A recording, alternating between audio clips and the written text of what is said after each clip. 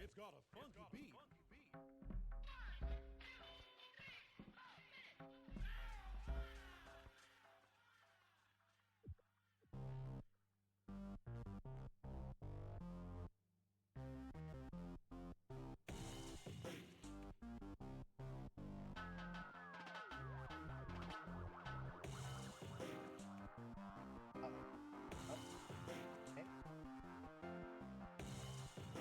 Um.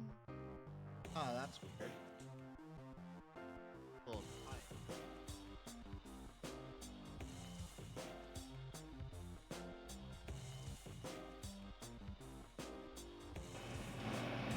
Is that better? Okay, that was weird. Uh. Okay. I mean, I guess I could just jump to the screen capture, honestly. So. Nope. I really need to go into that and just get rid of it. Because I don't use sound alert. Oh, thinking about sound alerts though, I do need to open up Firebot. Because that's how we play our sounds.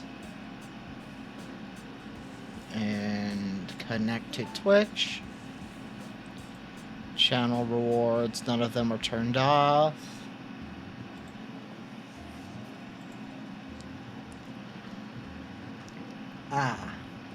So this is our second, and this is it officially becoming a monthly series of 4-hour TRPG. The whole concept is, over the course of the full 4-hour stream, we build a TRPG from scratch. Now, last time we used the D6 to determine the mechanic system. We're changing to a D8. Once I can find one. Where it's going to go up. So D4, 6, 8, 10, 12. D100 on 7.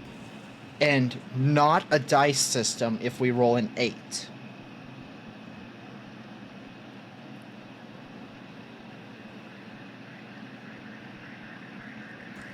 So, we start with the title, then we determine the dice system. Oh wow, that's so loud in my ears. Volume control. So first we're going to figure out the name of the TRPG we're building from scratch. Arrow Hair Salon Groove. Now we're going to do 2 options so we can choose between 2. Or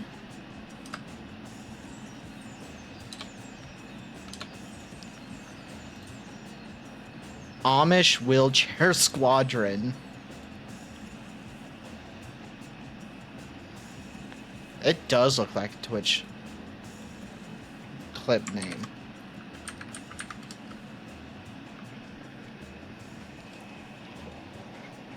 Okay, this new name generator is a lot... okay. You know what? Let's figure out... It's going to take a lot, I think, actually, to kick us into Amish, because I don't know if I can really make something with that. Amish are a group of people who are more... They're the people who you see without technology in movies who still ride, like, horse carriages and the like. Oh, okay, this is going to get real interesting. So, the first time we've updated to a D8, we've rolled an 8. So we can't use dice for the system. So that means we have to use, like, playing cards or something. Okay, well, we're going to go with Arrow Hair Salon Groove. I don't know what this is gonna... What do we make this game? Okay, Arrow Hair Salon Groove.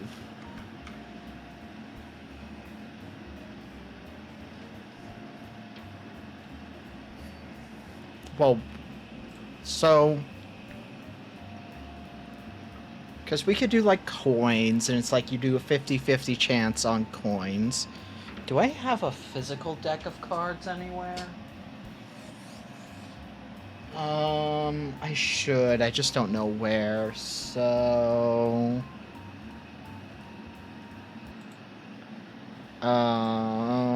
Roll20. I just have to log into Roll20, and I don't want to show my email or my password.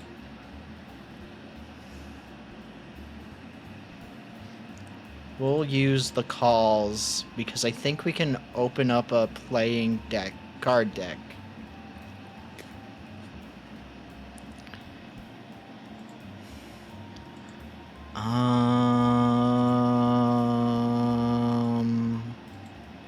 Macros? Playing cards, yeah.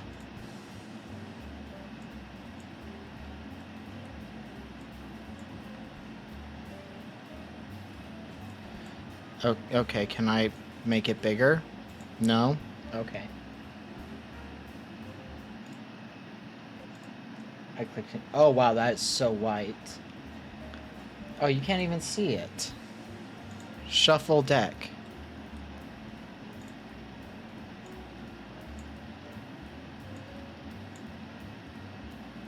Okay.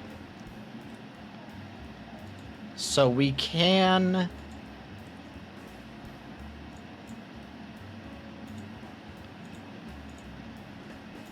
Okay, so there's a lot of ways we can do this. Okay.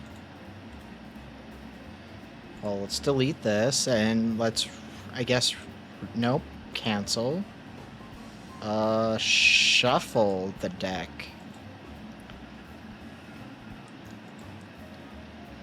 Okay. So a deck of cards has a... God damn it. Deck of cards... 52 in a deck, 54 with jokers.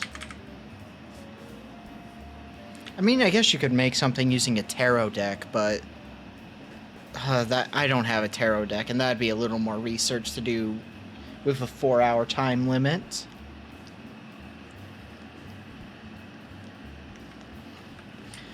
Huh.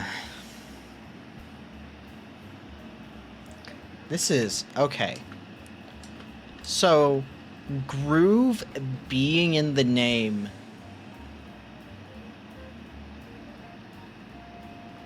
Huh. This one is stumping me.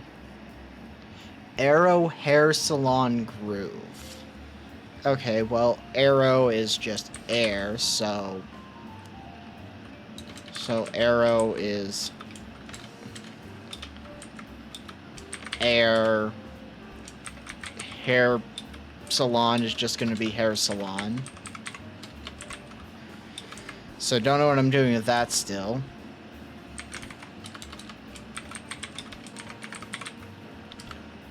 And groove.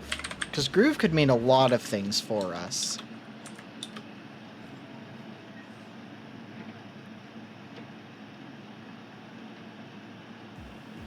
That, you know?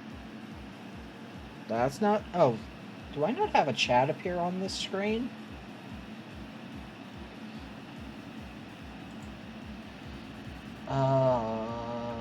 Okay, what kind of source is chats?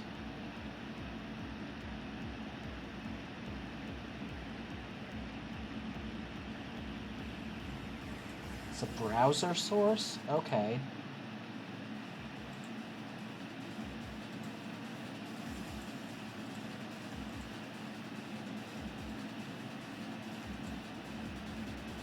Where did it get put? It got put on the top, so...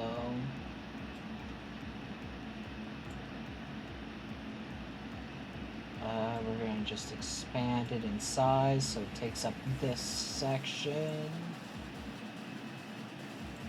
Oh, is my phone going off? What the hell? But yeah, hair salon as money laundering would be fun. Money laundering. It definitely is hard to trick this into a TRPG. Come here, phone. Why are you off? Okay, whatever.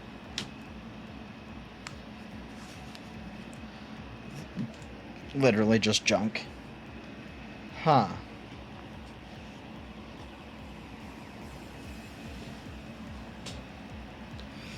And Gru, like, if this was a video game, like, flat out this would be like a DDR kind of thing.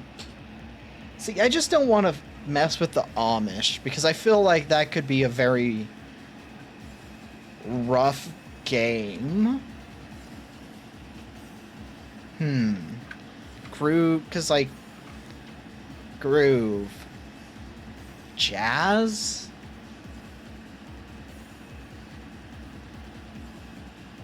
It is a funny name.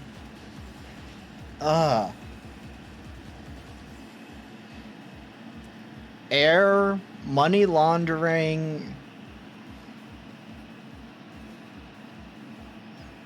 groove.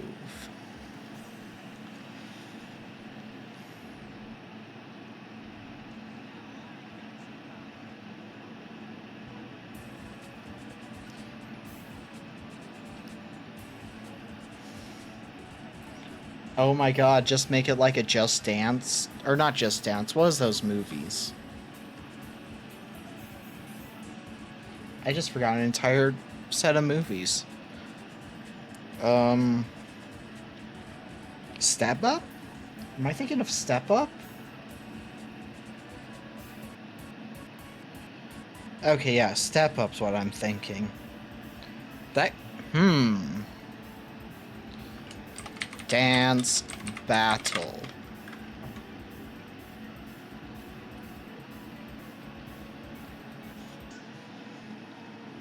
Well, we don't want to use branded stuff when we're building this, so we're not going to do that one. Because Pokemon is incredibly branded.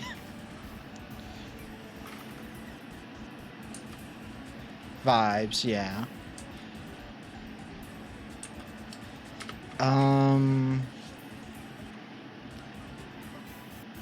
Air dance battles where you work for a hair salon that's for money laundering?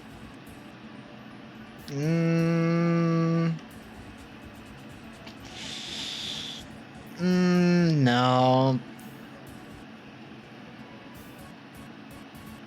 Oh, I am not a big fan of this song mix. I don't like the start-stop.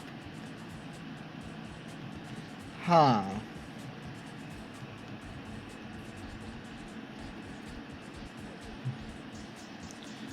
Oh, you know what its aesthetic needs to be? Aesthetic. I definitely misspelled that word.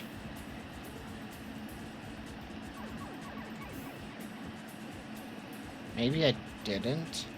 That just doesn't look right. Aesthetic. No, I did spell it wrong.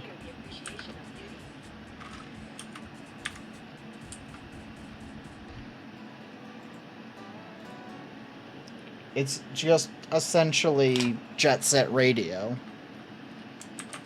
Jet Set Radio alike.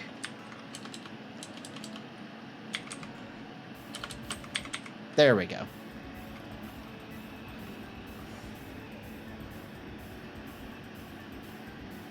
Go for it. Jet Set Radio aesthetic gives me a lot to work with, though. Now, the question is the hair salon what we're doing or what we're against? Because money laundering is a crime. And we're working with a 52 deck of cards, so... I feel like it's... How are you going to affect the deck of cards? That's another thing. How do you affect the cards? Or is that supposed to be affect? How would... So, gameplay mechanics, we need to think of that, because we're using a deck of cards.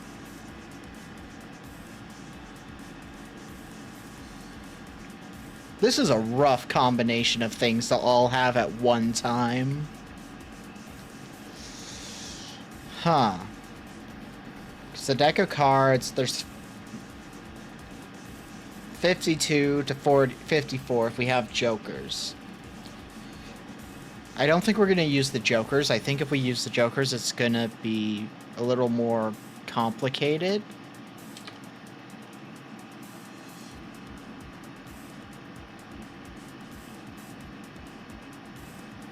Yeah, but that's still a die is the problem, because the 8 specifically means it needs to not be dice-based.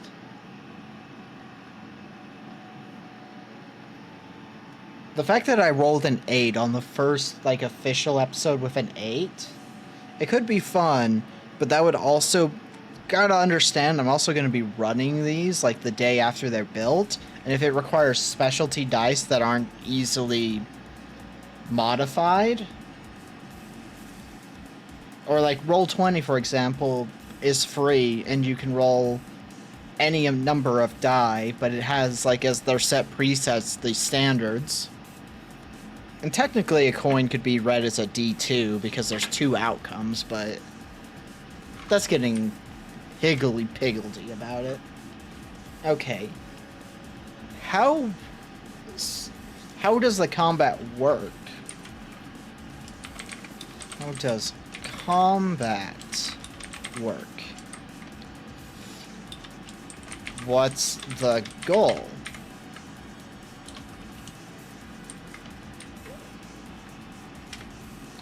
I feel like we've got to go down the playbook. Characters. Playbooks.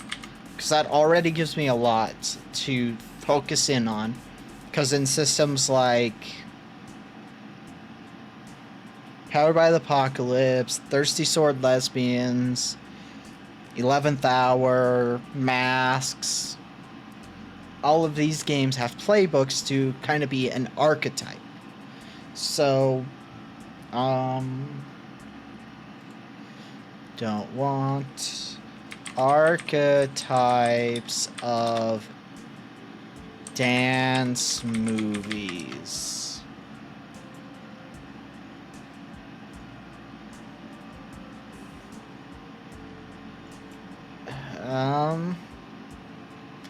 Well, it looks like there's nothing. Okay, TV tropes, Step Up. Because that's the movie I have seen.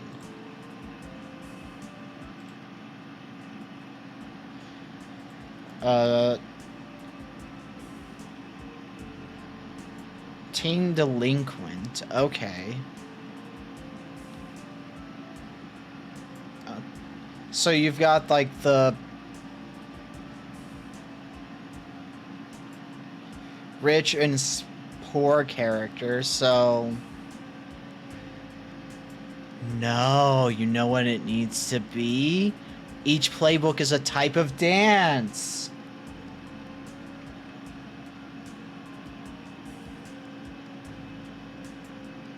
Oh yeah, this is... We're going...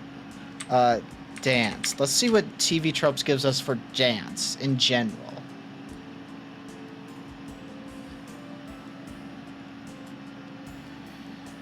Well, that's dancing tropes.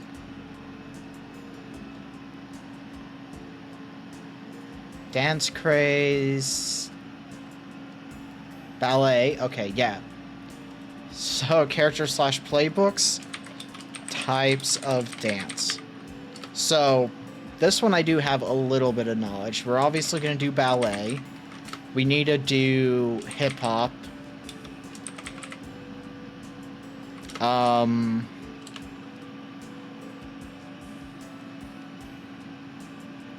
Huh. I wish I knew more about dance now, actually. Bonfire, bullet dancing, charity ball. I guess technically that's a dance trope. Hi. Choreography.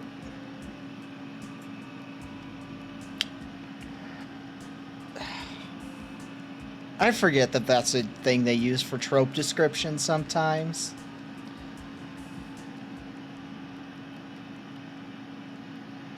It's just where it's really well choreographed. Yeah, which is one of my least favorite versions of horror. As somebody who likes horror, I always try and say it horror because people mishear me a lot, thinking I'm saying a WHO word. I mean, obviously we should check out the dance-off trope. That's like the whole point.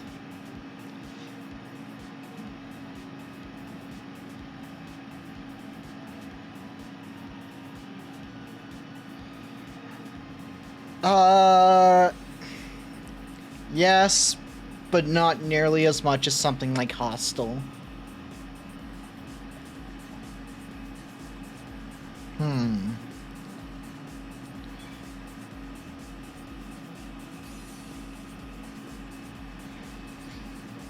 Oh, capoeira, that's a good one.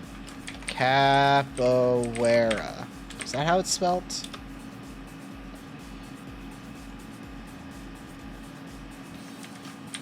Because that's what's used in Tekken with multiple characters.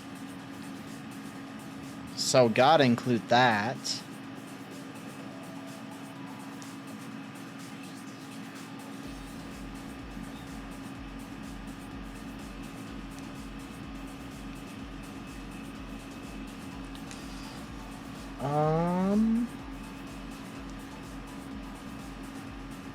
I'm not including Fortnite. Because Fortnite is not a style of dance, because Fortnite just rips dances from all over the place. It's just an amalgamation. If anything, the Fortnite dancer would be the main villain. Which, I mean, could be an interesting thing to do, but I don't want that to be the only way.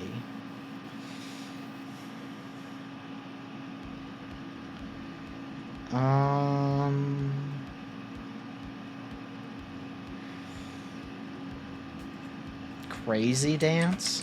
I feel like we only need to have 4 to 5. 3 might be enough, honestly, but... Well, we should have... We're gonna simplify.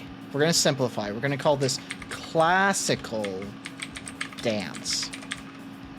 Because classical dance includes ballroom, ballet, waltz, and then you can have like energetic, which would be things like hip hop or salsa,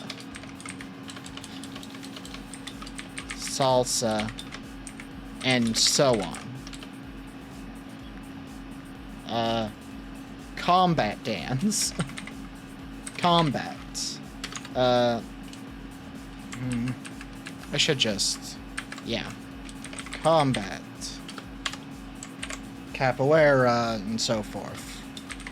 Because I'm sure there's more.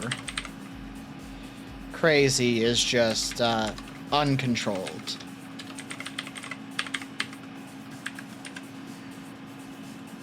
Could make the whole point of them... They don't have an original bone in the body or any care for the history. That's true. That'd be a really good way to describe the Fortniter.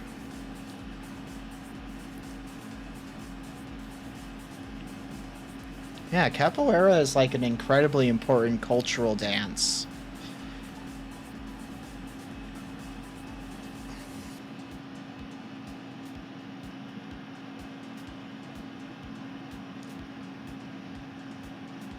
I mean, it's probably existed long before. Ballroom, ballet, so on. Because people generally like to just dance as human beings. But I like the idea of classical, energetic. We're going to change combat. We're going to change classical to structured. Structured, where it's got this very specific way you're supposed to do it. Energetic is more about the energy you bring into it.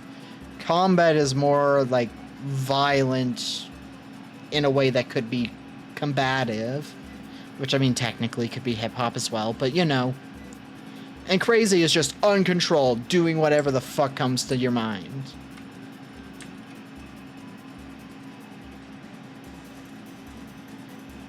I have no idea, Jazz. That one's all your expertise. Okay. But right there, we've already got a lot. So, how does this translate to cards?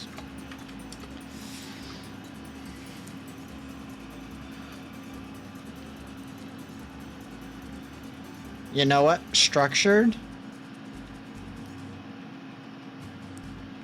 For structured... Because you gotta keep it simple. Because again, we're trying to build this in a 4-hour period, which is not a lot. Structured. Even cards are powerful. You know, make even cards powerful for structured. Energetic. Energetic. Draw 2, choose best.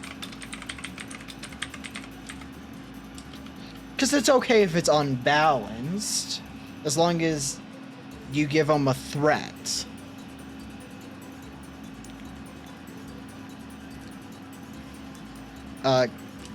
Combat.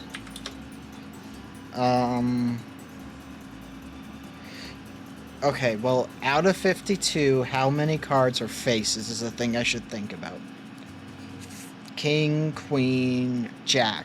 So 12. Because there's 4 suits. 12 of 52 is not a huge number, and even is half of the... Oh, but it misses out on the 12, so it actually is only 20 cards. So, never mind, maybe this is a...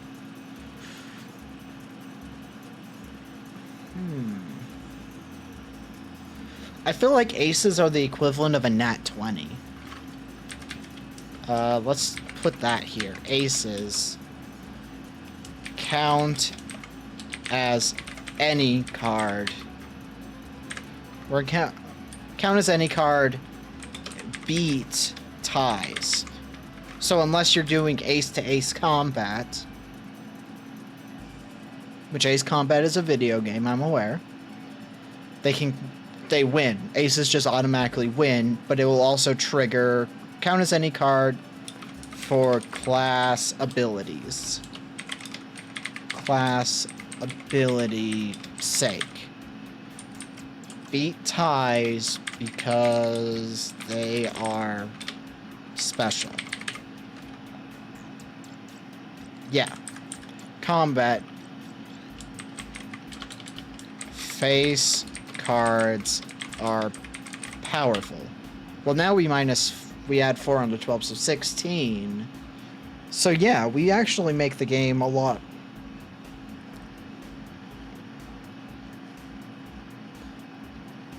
Because you then do 48 minus 12, you get 36. Yeah. Okay, yeah. This is fine.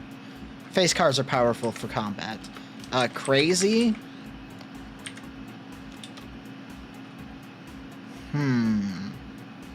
Well, this depends on how combat works.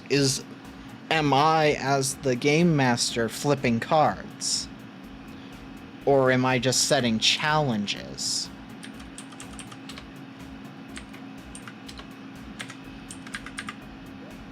Because setting a number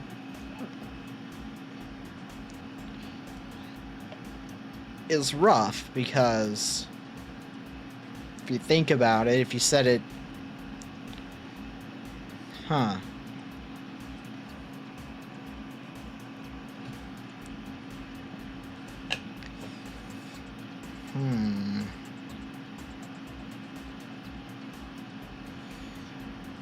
Oh god, I might be making this game even more crazy now.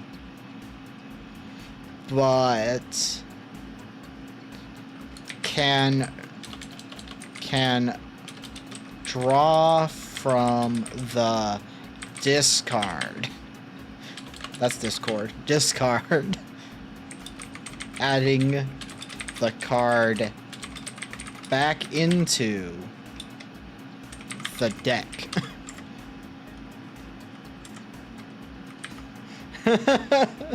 That could be fun. That would actually be very chaotic in a fun way.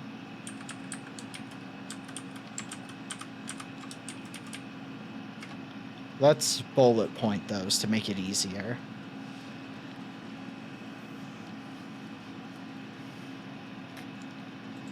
Because I feel like I think I figured it out. The way it works is that the good guys and the bad guys have their own decks. Oh, or they could share one deck of cards.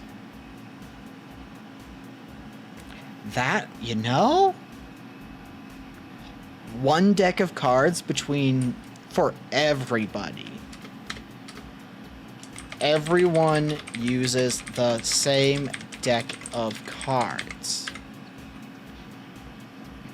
Okay, I've landed on the I've landed on the mechanic. It's based on fucking with the discard and the draw pile of the deck. Okay. We can do a lot with that, actually.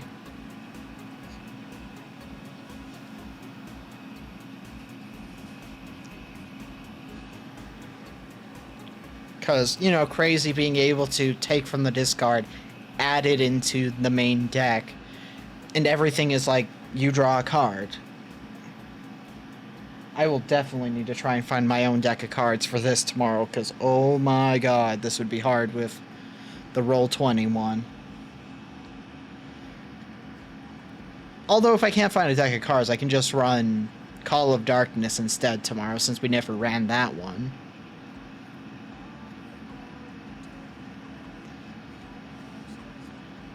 You know, that's actually a good idea also. So everyone uses the same deck of cards. So all the abilities that each class gets needs to either be based on what they draw or fucking with the deck of cards. Or maybe we need to change the abilities so one is based on what you draw and another is based on fucking with the discard or the draw pile in some way.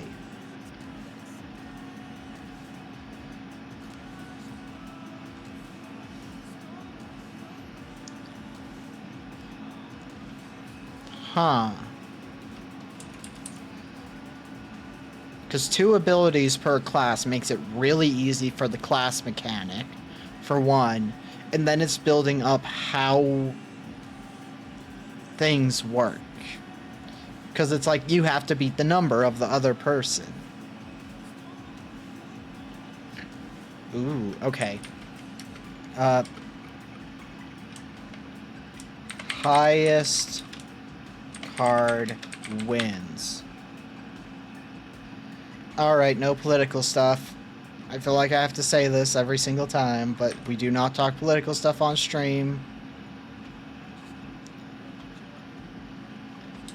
Because I do not want to touch that with a fucking pole right now. Highest card wins. All tasks are opposed. Draws. All tasks are opposed draws. So, that's an important rule. Are opposed. I'm gonna put it in quotations so it doesn't give me the fucking... No, fuck you guys. Are opposed. All tasks are opposed.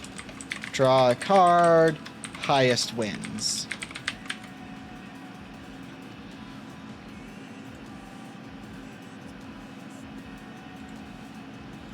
Draw a card. Highest value wins. Highest value wins.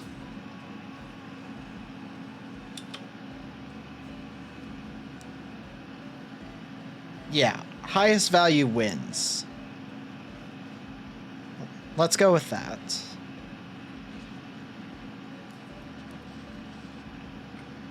GM. No, CM. Card Master.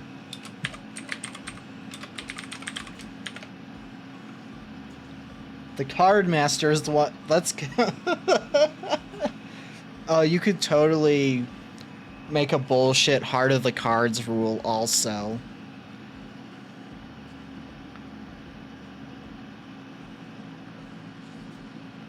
Dance Master, true, but the thing is, DM is trademarked by Dungeons and Dragons, so we're not touching that with a fucking 5-inch pole. Or is it? It's a 10-foot pole. I don't know what the fuck that was, Brain. And because Wizards of the Coast is a shitty company, they would DMCA somebody for using a fucking DM.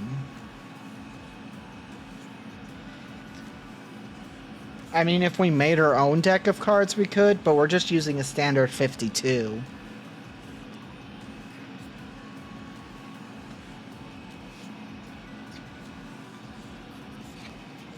So, Card Master is what I'm going with. So, that makes it a lot easier to kind of build out the cards for... So, like...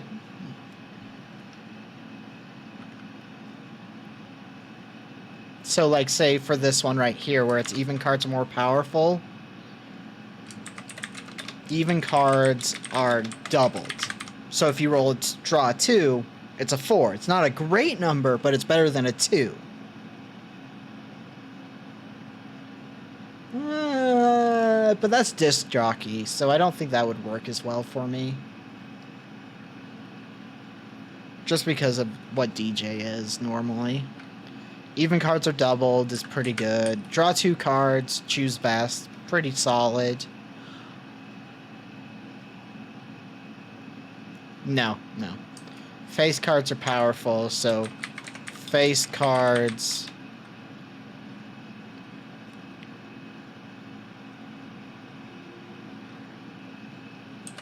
beat all but aces. Yeah. So if you draw a face card, you win if you are the combat dancer. Too much math. This isn't even math. Even cards are doubled, pretty solid, simple rule. Chaotic. I feel like this game has to be chaotic, not balanced. This is a lot less math than other TRPGs. Even Roll for Shoes, which is arguably one of the simplest for math, would be more complicated. Because the way Roll for Shoes works is, anytime you start the game with one ability, do anything 1. And anytime you want to do anything, if you don't have a stat that's better, you roll 1d6. If you roll a 6, whatever you were doing just becomes whatever that thing is too. That is a decision. So, cool stunts could be what you did. You tried to do a cool stunt, so now you have cool stunts too.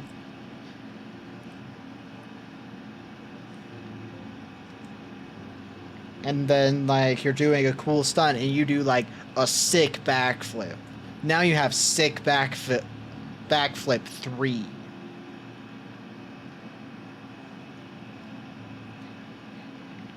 So, Roll for Shoes is a lot of fun. I do want to run that one of these days as a part of the Hex Club podcast.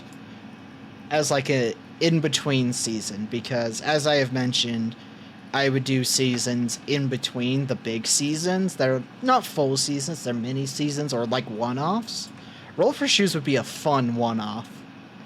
Maybe I'll do that in September, because I think we're going to be down a player in September. I'm just not sure where we'll be in the... Well, September's 2 months from now, so we'll still be in Call of Cthulhu. Okay, yeah, I know what we're doing for that one.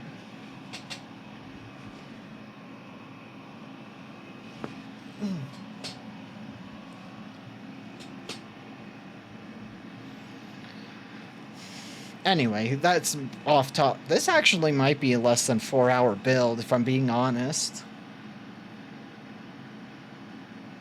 Oh shit, I need to update the Twitter. That is the wrong Twitter link.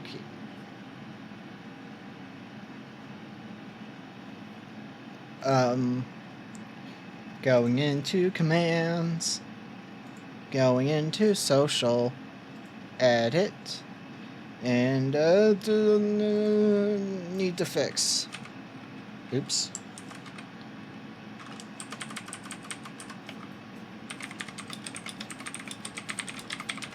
There.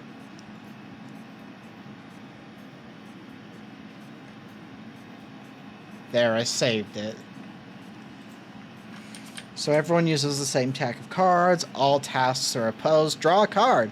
Highest value wins. Card Master draws first. And that's for the very simple reason of you know what you have to beat before you draw the card.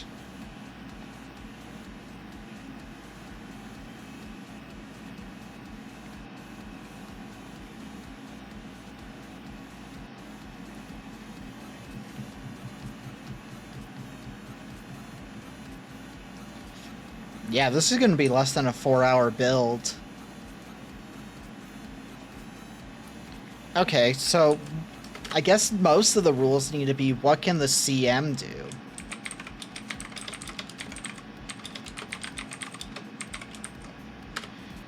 Because I feel like the Card Master needs to have rules. They need to have abilities they can pull on. Because I feel like you make this incredibly freeform.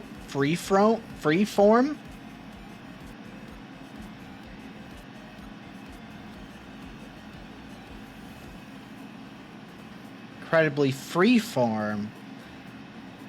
So that,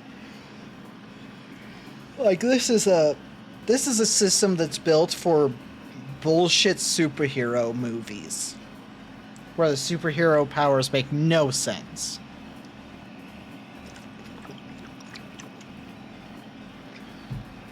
Huh.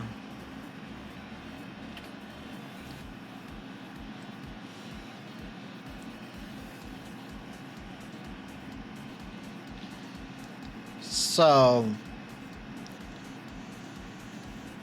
I feel like we make it so the Card Master has special things they can do when a face card is...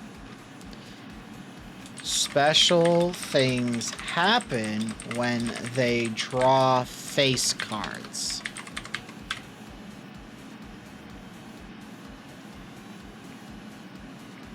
That's unfortunate, I guess. I'm off work for a full week and I'm excited.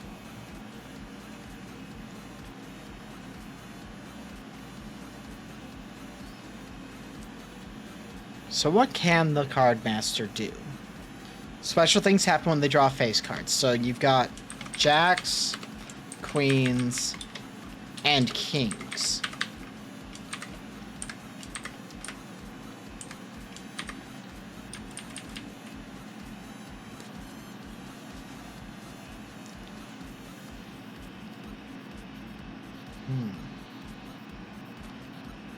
So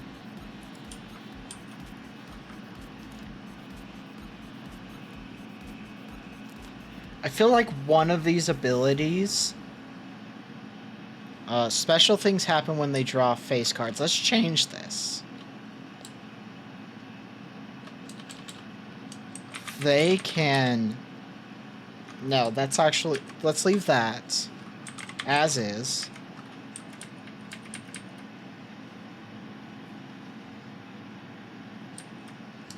I don't know.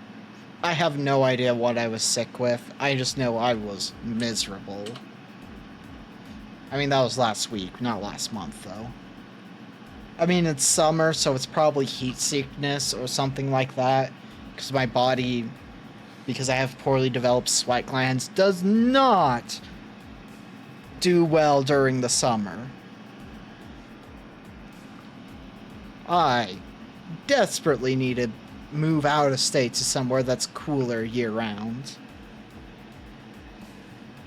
But that shit's expensive. And then you also have to find a new job in a different state. Ugh.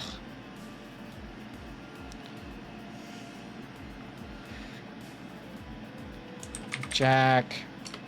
Queen. King. Why would I want to move to Nebraska? That's hotter year-round.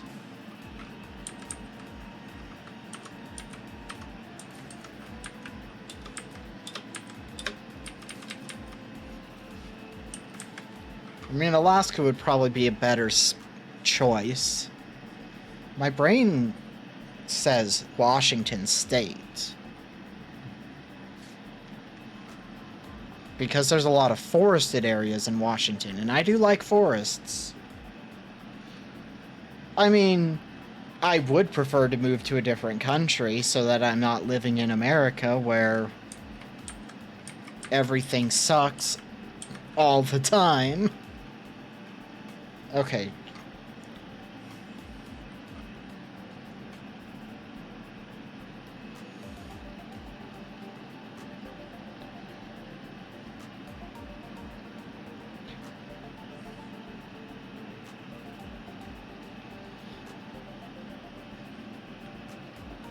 You know what Jack's special ability is? You can make the next check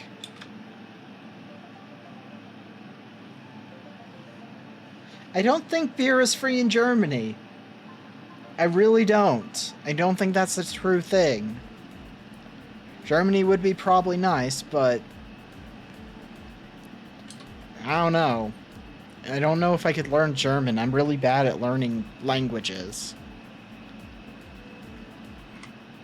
The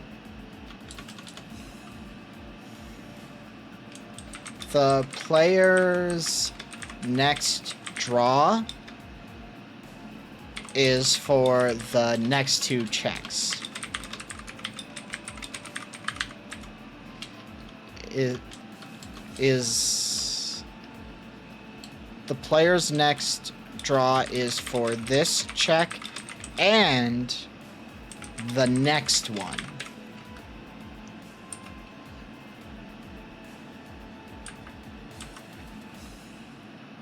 And I don't even know a second language. I just know a chunk of other languages. Yeah, I like the idea of the player's next draw for this check and the next one. I'd probably need better language for that, because that does not make a lot of sense.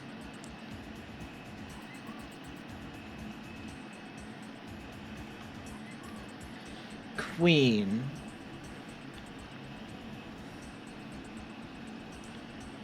Because here's the thing. If we set up these things so that the card master always draws first, that means that the player might get lucky when they choose, oh, I'm going to use the Jack ability, and then they draw an ace. And then you're just like, fuck. So, Queen. You can swap your draw. We're going to change where the Jack one plays out, actually. Because I'm realizing something.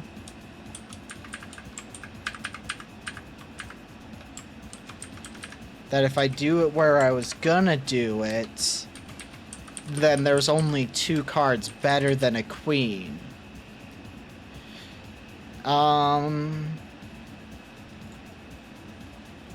No, we can't even do that, actually. It's not going to be balanced.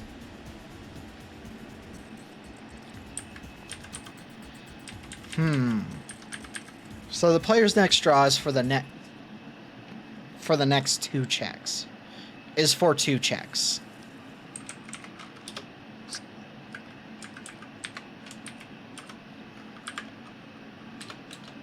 Checks this one and the next. Yeah, that reads a little easier. Okay, one of these has to, like, reshuffle the deck.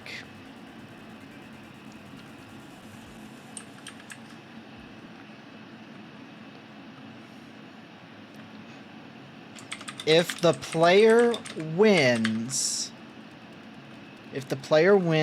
this battle, reshuffle.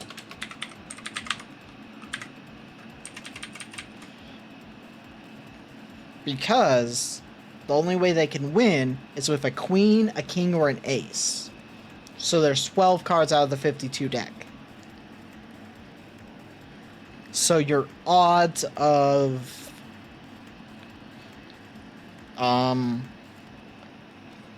winning or having to reshuffle are low, but it could be a pretty powerful upset.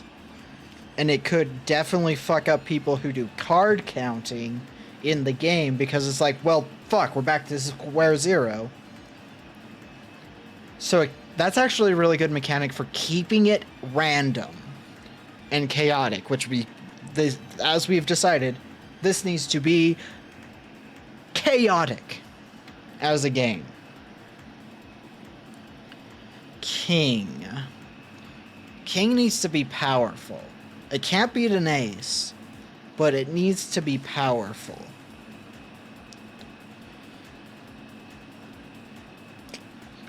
I've got it. Double the value of your next draw. That's really powerful. So, you apply for Jack, Queen, King, it's 11, 12, 13, essentially. Double the value of your next draw could be very powerful, could be very scary. Because double the value of your next draw, everyone goes, oh fuck. If they draw something like a 10, very few chances are there for me to beat a 20. Which would let you have that scary moment of, how the fuck do I do this?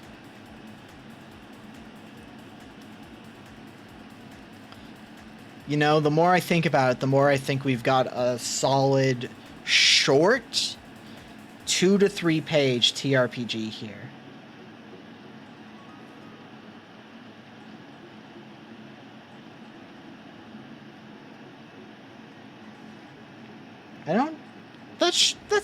That's either incredibly possible or incredibly impossible. I'm not sure which.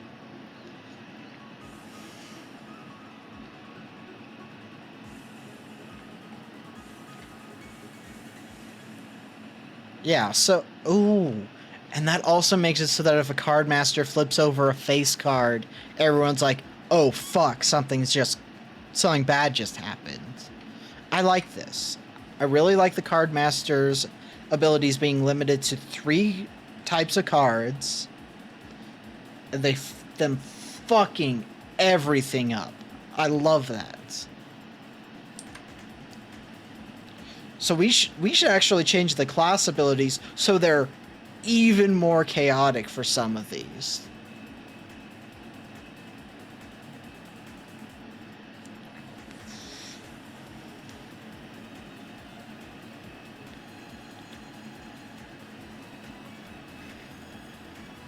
No, I think this is actually solid the way it is.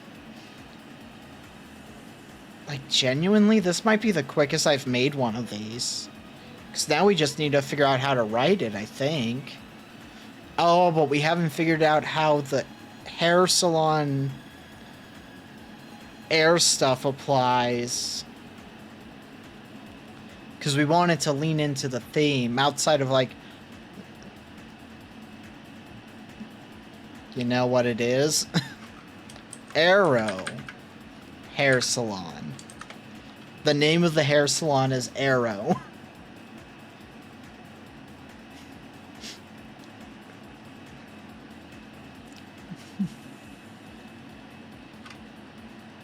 Or no, you would do it like this. Arrow. Hair salon groove. No.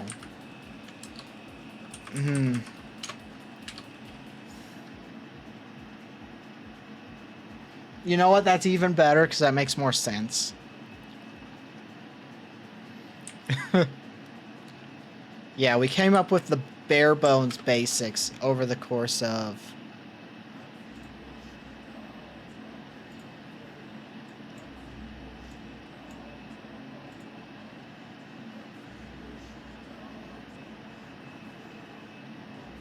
Yeah. I like that idea better. Arrow Hair Salon Groove.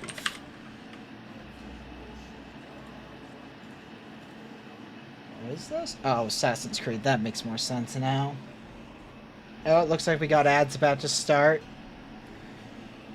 So it'll be a chance for everybody to get up, stretch, water, bathroom, whatever it is you need to do. As always, I take part during the break, so you are not missing much, except for maybe about a minute of me just chatting near the end of the 3-minute ad break.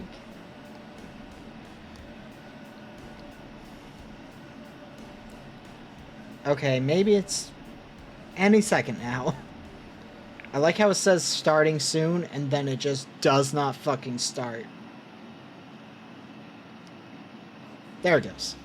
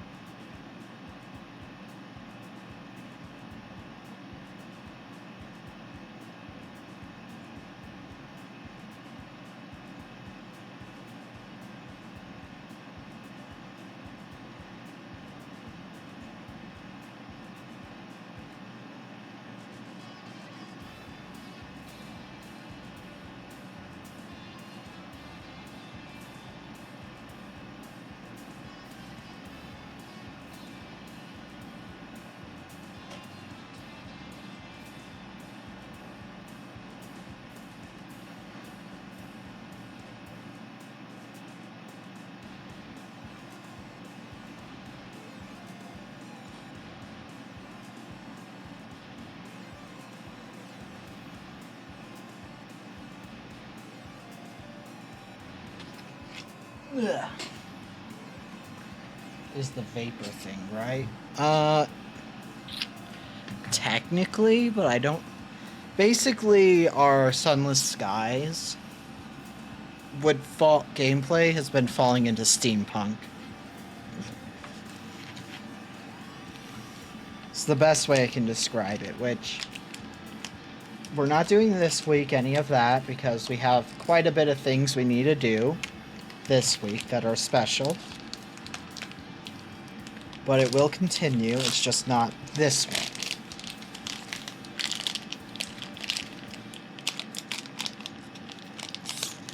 Oh yeah, you can tell that this was melted before I threw it in the freezer.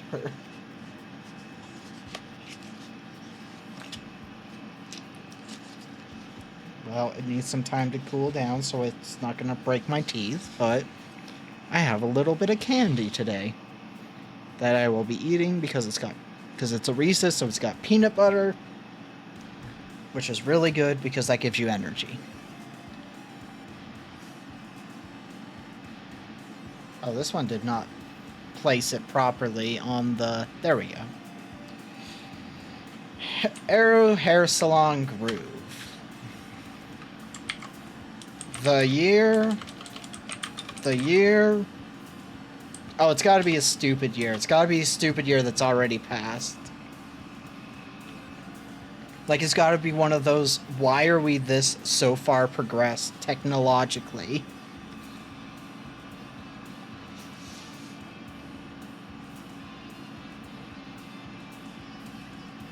I'm just gonna roll a D100. And that's gonna determine the year. Oh god, dice. Don't drop the dice.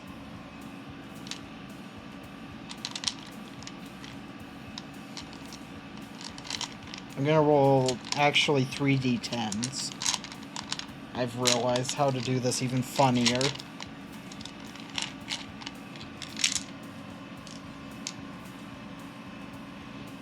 Oh god, I just dropped dice all over my floor. Fuck.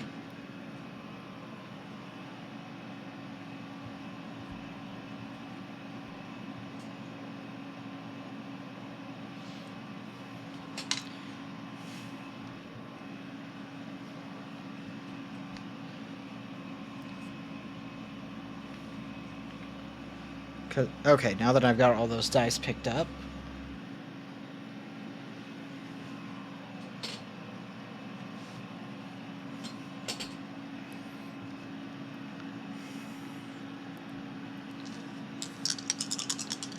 So I'm rolling D100s. Or D10s. So it's just gonna figure out our numbers by rolling that.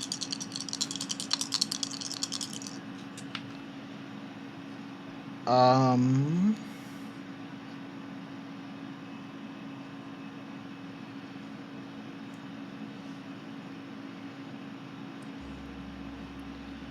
1055. The year is 1055. AD after dance.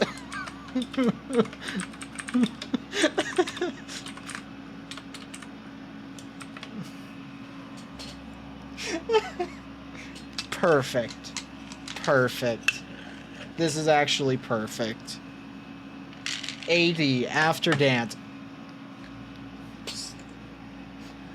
The year is 1055 AD after dance. Oh my god. Oh god, that I don't like that image. Year is 1055 AD. All conflict is resolved through dance.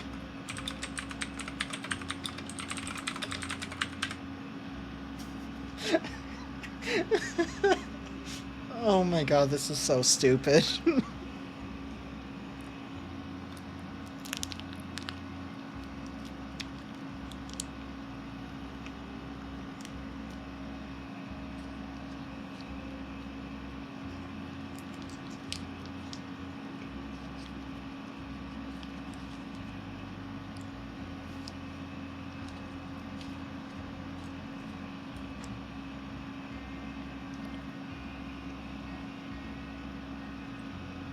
I'm just dropping everything right now.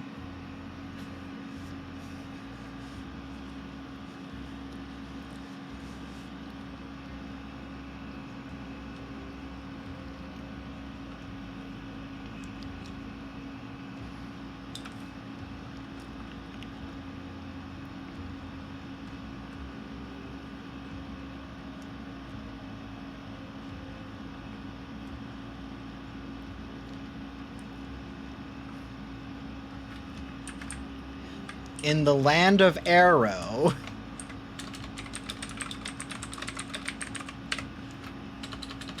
Arrow's a place. We've set that up right there. All conflict is resolved through dance.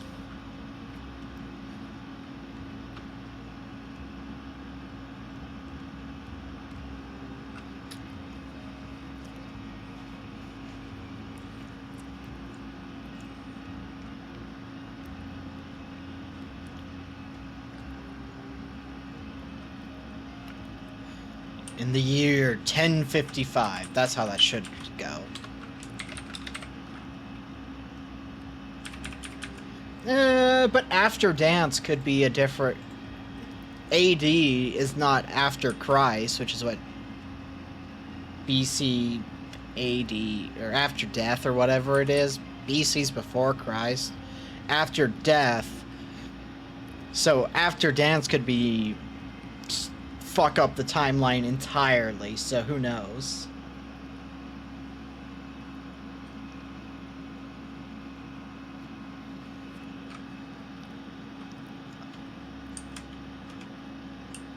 Is resolved through dance.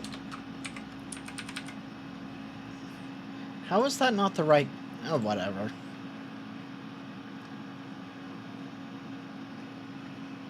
Yeah, you can make so many good jokes just by doing this stupid system.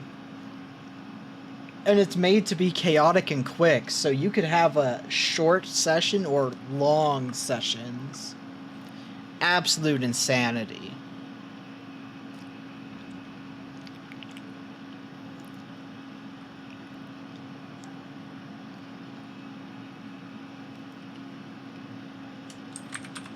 Rebel groups. No. Hair salons were the front for many an underground dancing club. Hair salons were the front for many an underground dancing club. Now, any dance studio is referred to as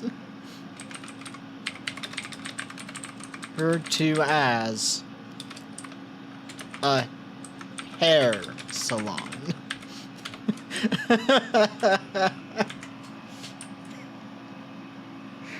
We got it. We figured it out. We made Arrow and hair salon fit in somehow. Oh my god. This is so stupid. This is tick levels of stupid. Which I love the tick, so.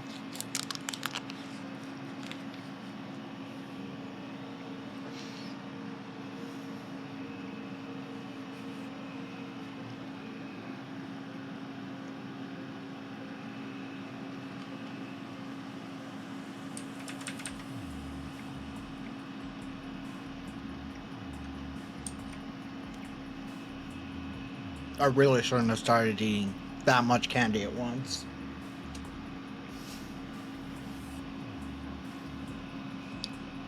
It gives a whole new meaning to Battle of the Bands.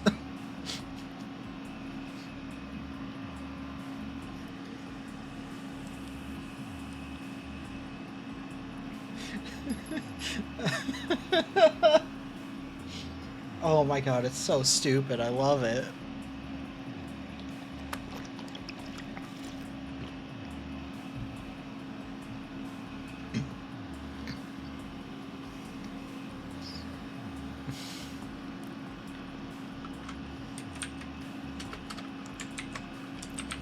This game is easy to play.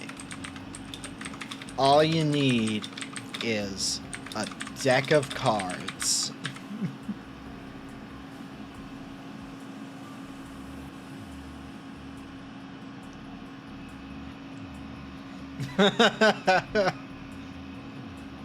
Whenever you do really well in any military conflict, you get the golden boombox medal.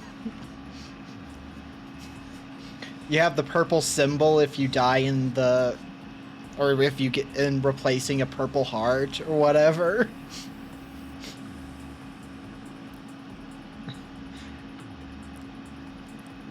Mad Max, all of the that scene with the fucking guitar player is even insaner.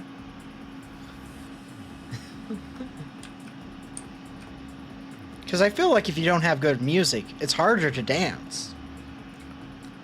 So I feel like in this universe, being a musician is just as makes you just as important as being a dancer.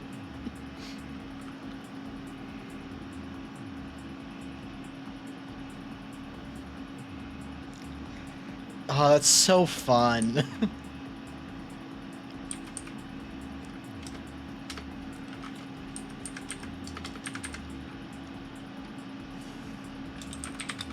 This world, the world for this game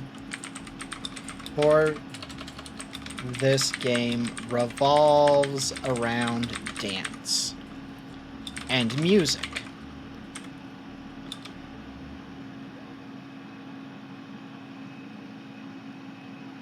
Yeah, that sounds about right. The world for this game revolves around dance and music. All major historical events were altered by this. You choose when and just wing it. You choose when and just wing it. I love that idea. Just make the rules be like, look, the world means jack shit. This is meant to be insane. Have fun. I love that. I love the idea of a game system where it's like, just wing everything.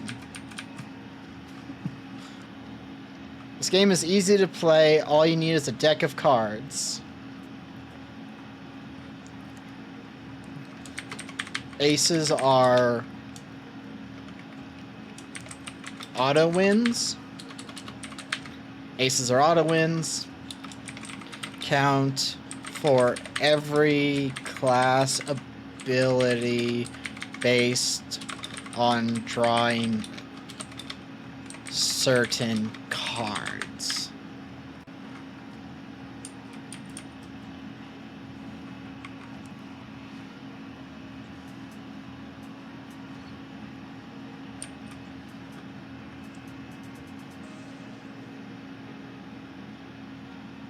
That's fair.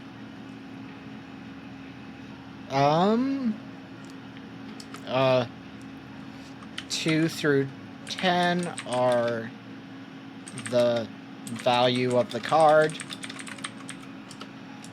Jacks are 11s. Queens are 12s. Kings are 13s. Like, literally, it's gonna be able to fit into like 2 or 3 pages, I think. Aces are auto wins. Count for every class ability based on drawing certain cards that require you to draw certain cards. That requires drawing certain cards. 2 through 10 are the value of the card. Jacks are 11s, queens are 12s, kings are 13s.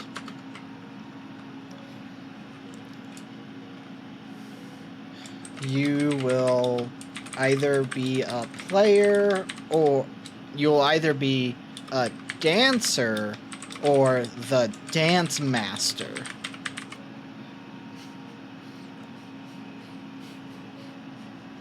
That's what we called it, right? No, card master. That's right. Because I didn't want to do the DM abbreviation.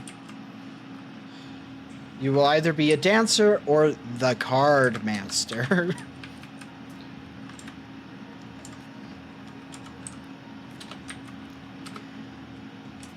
Dancers are split into 4 classes.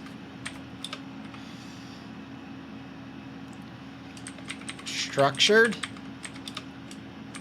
energetic, combat, or crazy. You know what? We're changing it to crazy with a K. Oh my god, I am making myself laugh with stupid jokes. Let's go.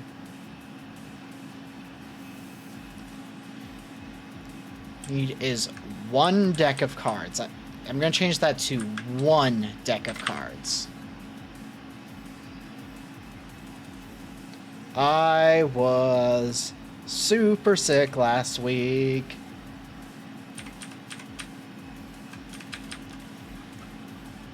And unless you were in Discord, you probably did not see me post about that.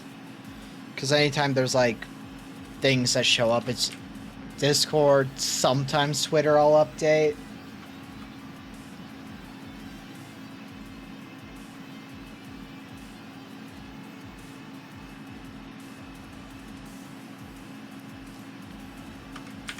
I don't play Fortnite, so aces or auto wins.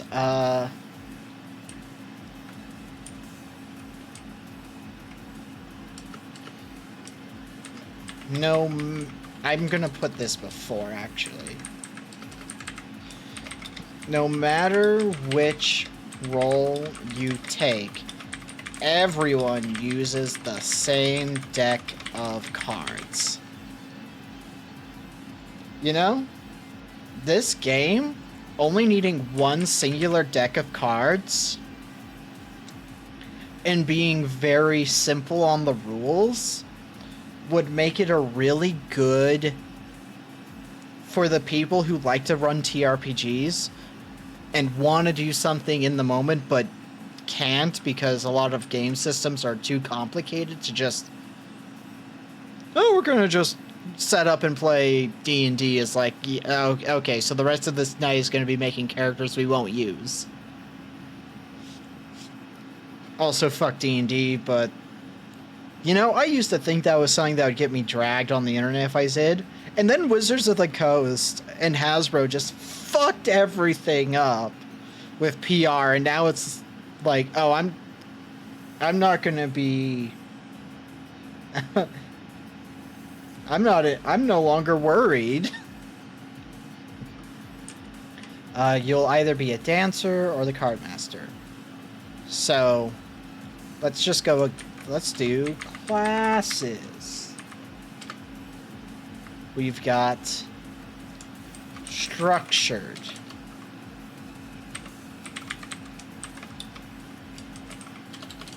Even cards are doubled. Yeah, fuck Blizzard. Even cards are doubled. Even cards are doubled. Let's do this. Face cards are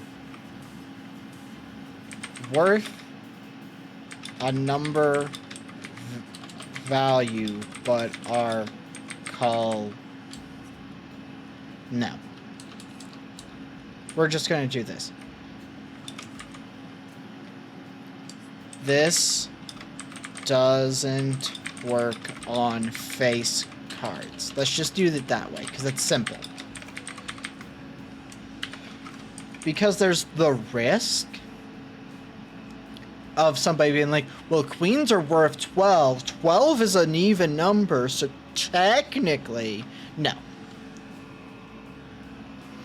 No, that's not how the structured works. I want it to be just the even numbered cards. Energetic.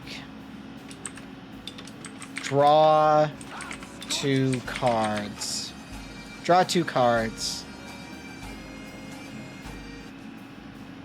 Draw 2 cards. So energetic might be too powerful, actually, with draw 2 cards.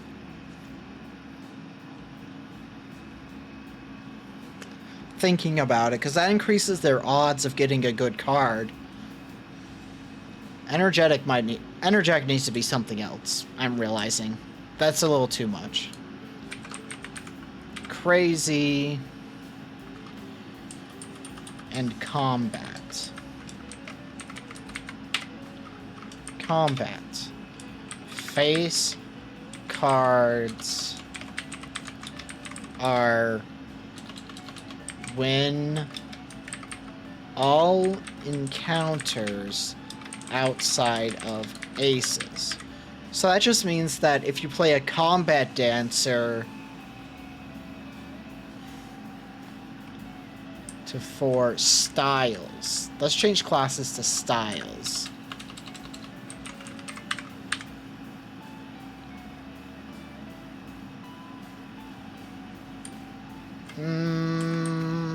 No, because then you're introducing a new system into the game. We want to leave it so you just need this deck of cards.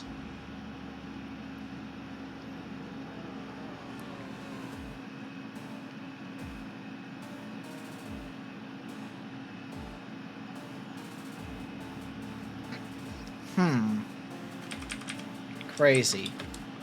Can draw from the discard, adding their draw into the main deck instead. Into the deck instead.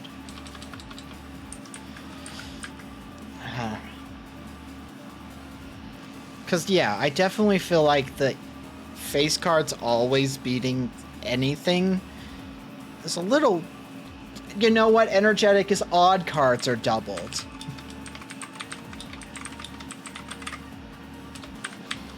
Because they're a little chaotic, so they're not structured. So anything that doesn't have structure, yeah. I fixed it. This doesn't work on face cards.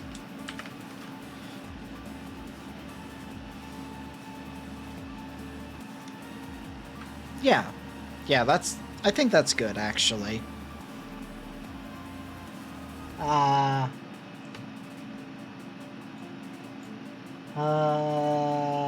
don't think the volume's too loud on stream, so we should be fine. Okay, I was right that we are going to have multiple pages. Card Master.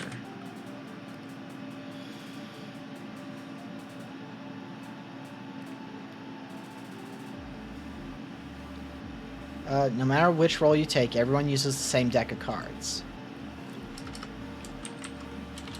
To do anything that isn't a given, you will do draw dance-offs. Dance-offs. Do a dance-off. This is represented by the deck of cards. The card master will draw a card first. And if they can activate a special rule, they will do so before the dancer draws. Yeah, I think we got that. Oh, right, I changed crazy to a K. Cardmaster. You have abilities tied to drawing certain face cards. To face cards.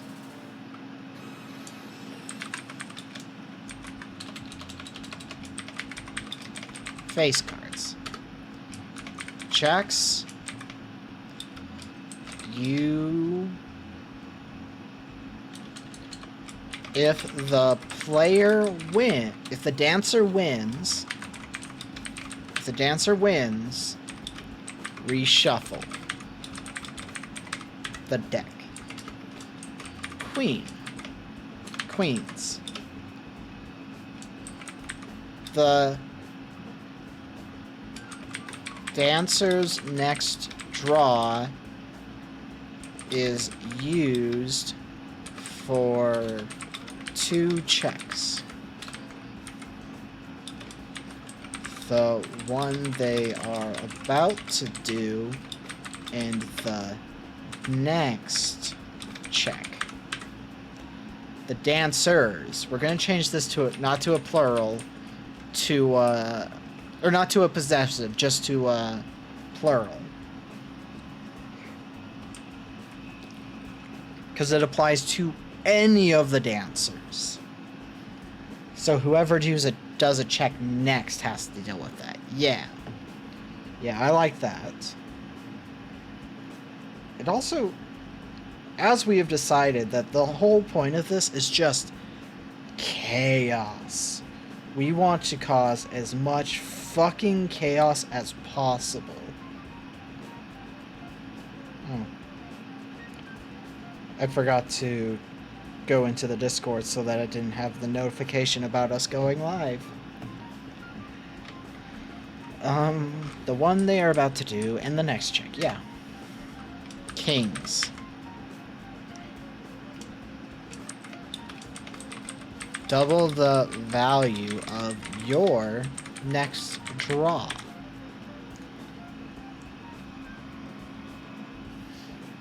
That also means that if with the shift that we did to the energetic, in that they just double the effect of their... Okay, well, we're gonna do this, because I want these to be there like that. Classes. Structured. Even cards are doubled. Energetic. Odd cards are doubled. Combat. Face cards win all in... That's not right. No, that's right. That's right. Never mind. And crazy. Can draw from the discard, adding their draw into the deck instead. Kings. Double the value of your next draw.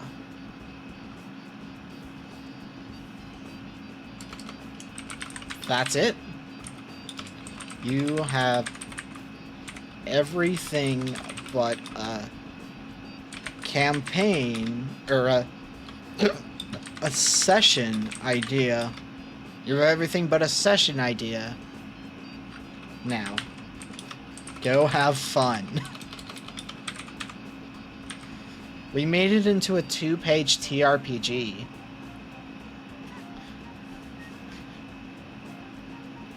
This is such a stupid thing. Okay. We're gonna switch to chatting. Because at this point, it's like, done.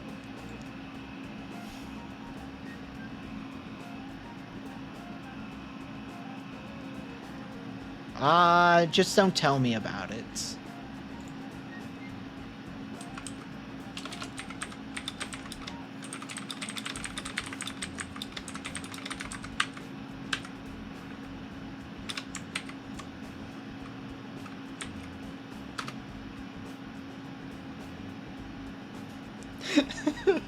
Oh, I looked at everybody in the soft collab channel I have for like people who are likely to join streams will respond to Arrow Hair Salon Groove being the name of the TRPG we just made. Oh, it's such a funny name. I love this. It's so stupid in the best way possible. Okay, file. That was the wrong button. I misclicked. Love that. We're gonna download it as a PDF. I did that wrong. Okay, so what you need to do... Because I feel like I got rid of the... I don't need to have the building process. Okay, what we're gonna do is bold this, unitalicize, or yeah, we're just gonna make it a 30-point font. And we're gonna... Where's the formatting button? There it is. I'm blind. Align it. Now I export it. Or download it as a PDF. And... Okay, so this just means that after stream, I'm now ready to upload it.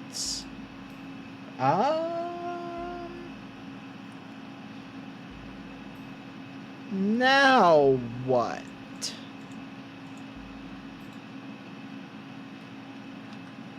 Because this took us an hour and a half to build because we ended up building a fully chaotic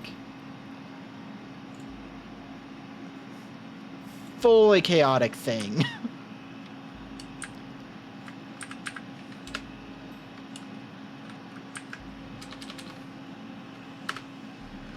Not doing an arm reveal.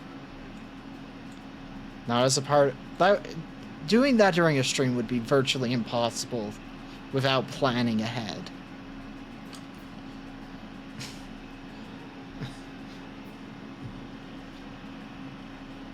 A whopping 2-page TRPG, though, is an impressive build, I do think.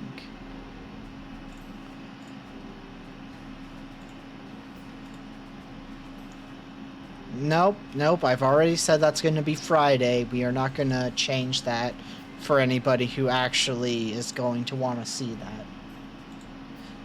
That is already set for Friday. We are not changing the schedule. And also, that might actually push us well over a 4-hour mark anyway.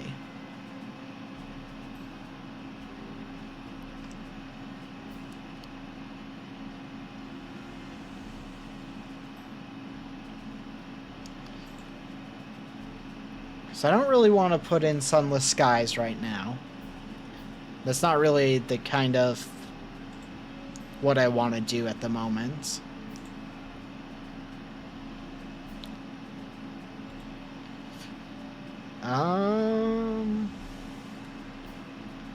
I really don't want to play Balatro. I've kind of hit my I don't want to fuck with this anymore. I'm not touching Hades 2 until we get the 1.0. I've decided I'm gonna ignore the game until the 1.0. Fuck. Let me message my friend, because I'm like, if you are available, now would be a good time for the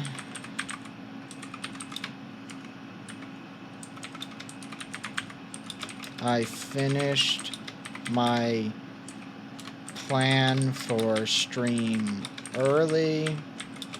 If not, I'll do something else.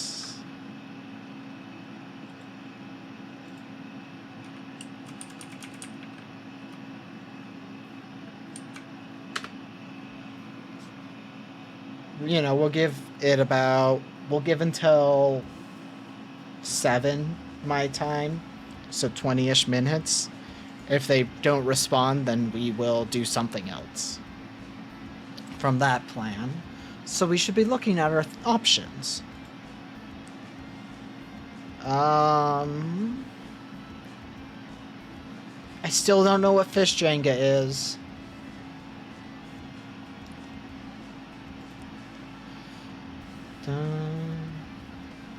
Because, I mean, I guess I could jump into my stuff with Dark Souls 3, but I feel like that would be kind of people would want to watch a full series of that, not just wherever I am now.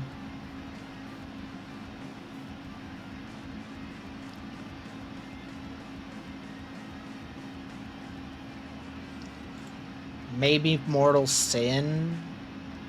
So that's a game that I do have. But I also don't want to touch that until it gets its 1.0. Um, Skull wouldn't be a bad choice.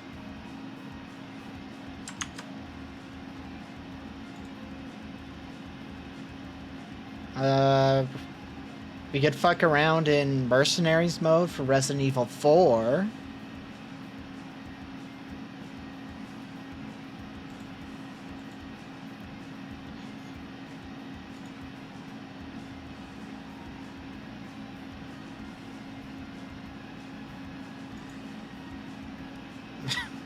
Wow, my dumbness was about to be like, oh, well, we could play this game. And then I was like, no, we can't. That's a game that all gameplay of is recorded because it is very not safe for work. And I need a new mic setup before I continue that playthrough, as well as some art, which I haven't been having good art time right now, so it is fallen by the wayside of getting done.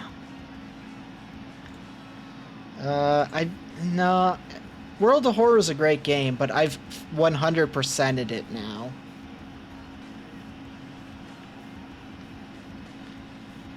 I mean, I do one day want to do a fucking speed run of all the achievements, but that's gonna be a nightmare.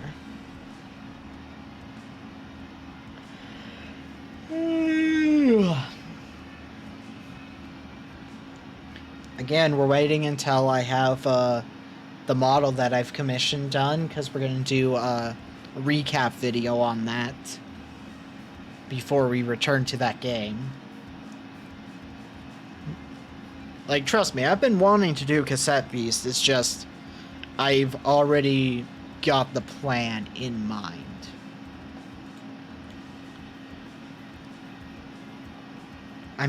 I fucking hate pickles. I'm not eating pickles. Could play Crab Champions. That's a chaotic game. No, it's not my loss if I don't like pickles. I could do power washing. That's a good point, actually. I do have that.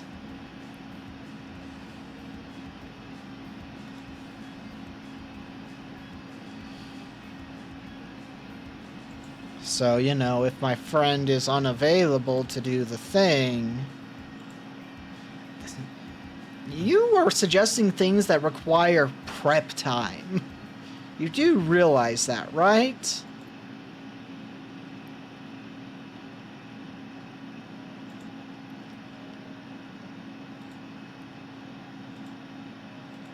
Prep time which we do not have. Yeah, but I don't have that DLC. I haven't spent money on the game.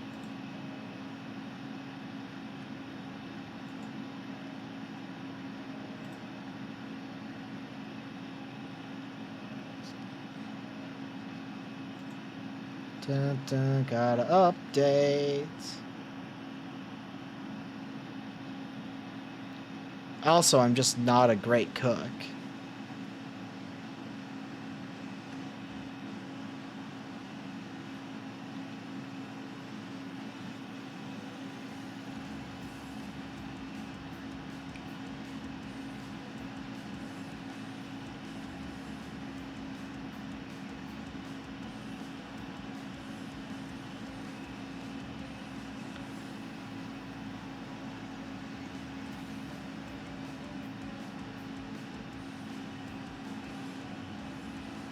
I dig this song. Don't know the game, but I dig it.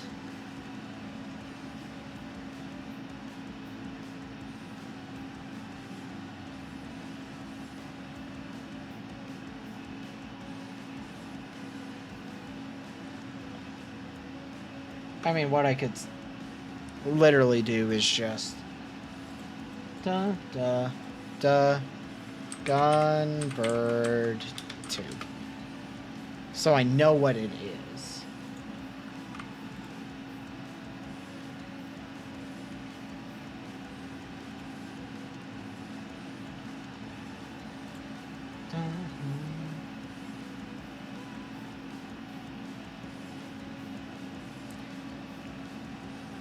I feel like that's something that should be left to my own time. Okay, so Gunbird is a top-down bullet hell shooter style game. Okay. Oh, hey, it's on Steam. Let's look at... Let's look at there. Because I am very curious, actually. If this is the music, that's enough for me to want to look at it, at least. Okay, so it's a port of an arcade game, first of all. Oh, it's incredibly 90s anime core. Okay. Yep, it is a bullet hell, which I am not the biggest fan of. I just don't like bullet hells, personally.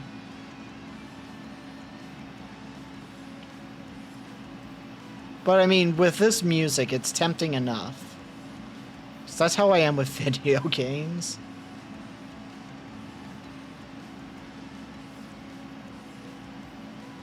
What the fuck is this? Gun Barrage. Barge? Oh, it's just a copy of one of those games. Okay. My curiosity was piqued, but not enough. Not enough. Oh wow, I have so many things open on my fucking computer right now. Holy shit.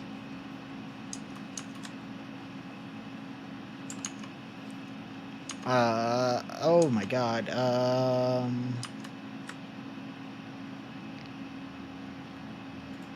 just waiting to see if my friend responds. No, we're gonna wait another 10-ish minutes, give him some time, because I know he was at a work barbecue, or he was going to be at that, and I think it's now like he would be on his way home from that, if not just getting home. So I want to give him some time.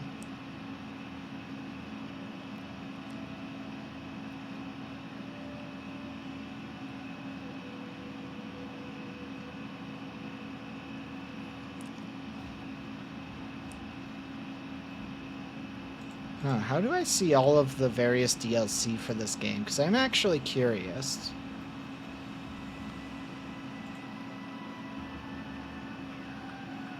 I have no desire to watch Morbius. Just flat out.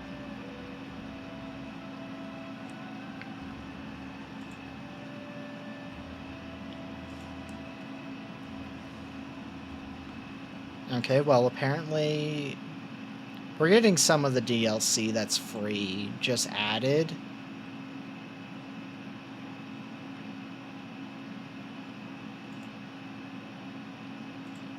Okay, install it then. But not all of it's free, so obviously we're not going to have all of it. And it's been a while since I played, and I didn't get far. I think my data got corrupted or something, so we're not as far as we could be.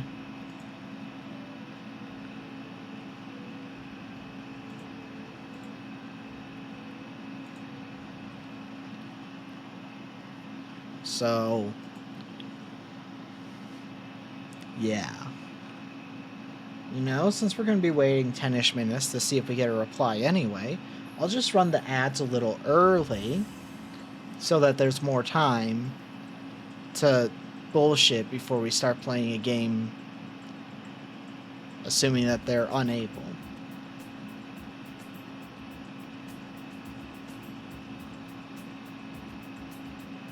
Again, I think you have to buy that. Here's the thing, even if those movies were good, I wouldn't want to watch them, because I fucking hate Marvel movies. Genuinely, I hate Marvel movies. I have not given a shit since Captain America 2, Civil War. Civil War was the last Marvel movie I liked. Ghost Rider is not a great movie. It's not a good Nick Cage movie, even though it is a Nick Cage movie. I would much rather watch something like Mandy, or whatever that Banana Splits movie was. Or no, it wasn't Banana Splits, it was Wally's Wonderland. Like, I'd rather watch one of those. Ghost Rider is such a mid-movie.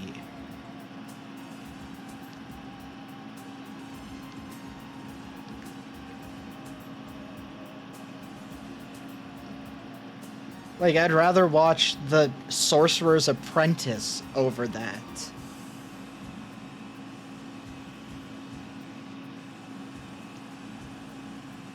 Alright, I'm gonna actually run the ads I said I was gonna run.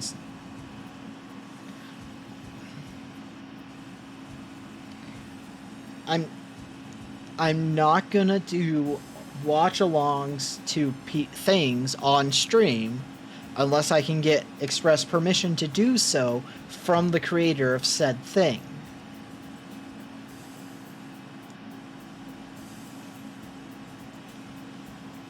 Like, that's genuinely how I feel about that kind of stuff.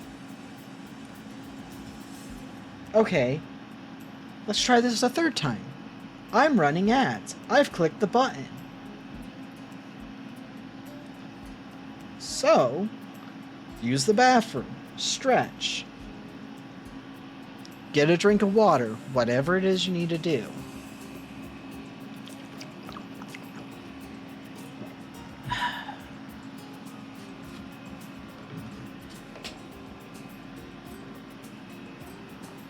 Oh, I feel like you guys are just pitching cursed ideas now.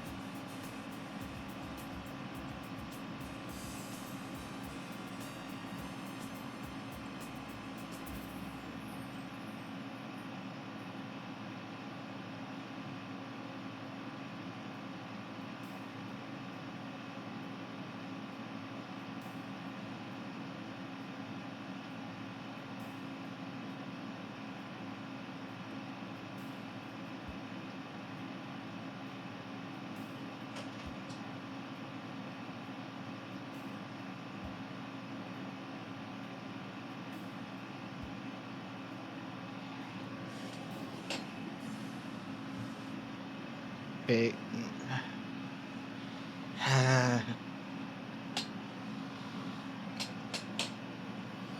Stand by my statement.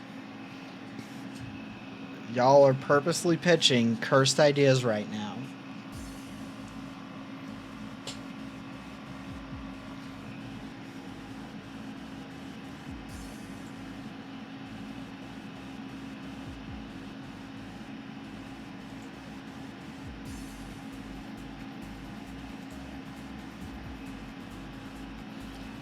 Actually cursed ideas.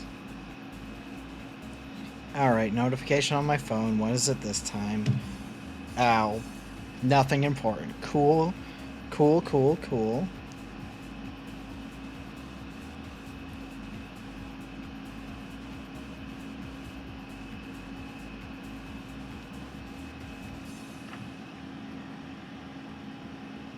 Well, the ads have ended.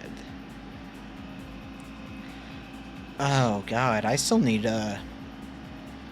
I need a post for my group when we're doing our next recording still. Okay, let's get that done before I forget right now. So, gotta pull open this little fancy extension, change the date to the 28th, time to 4 p.m, confirm. And copy. Go into the call. Is our next recording.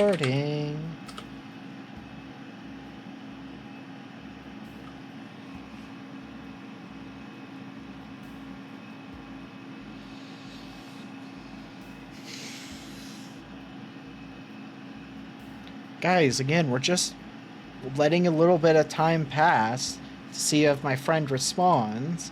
If he doesn't respond soon, we're just going to play Power Washing Simulator. And why? I don't want to watch car crashes.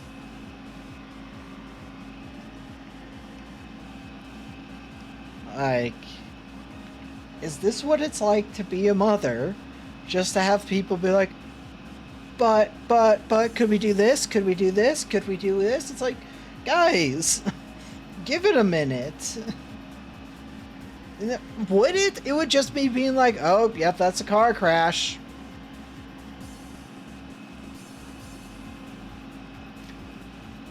Like,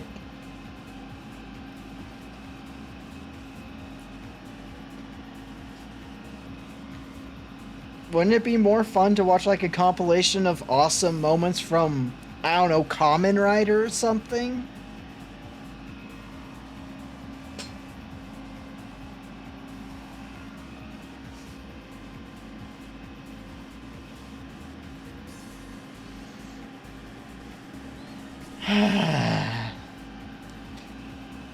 Y'all are children.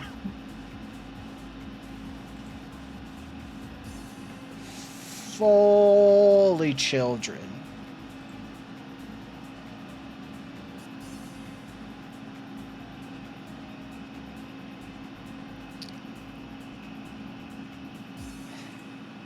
I shouldn't offer you guys things when we're not going to be doing them.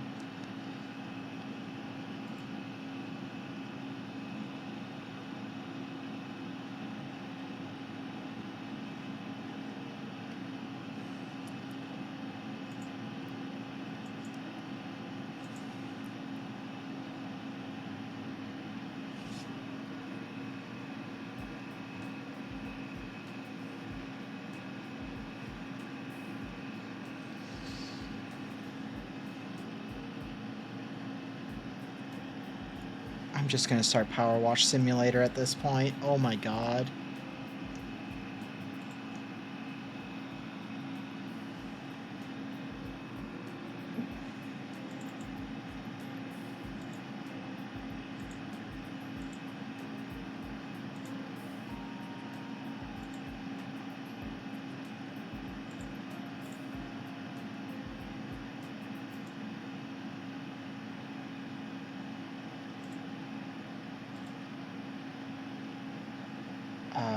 Oh, right, I gotta go into options.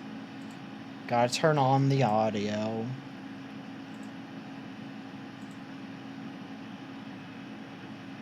Because I would play this game while I'm just passively doing other things because I needed something to do. Because of my ADHD, to watch something.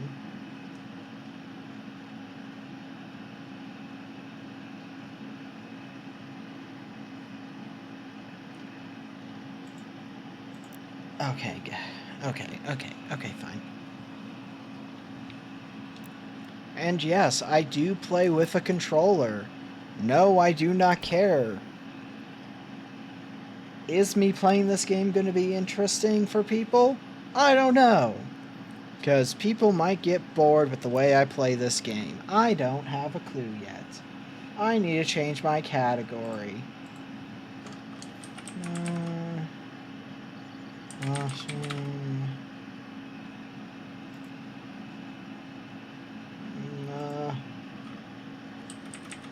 Finished super early, so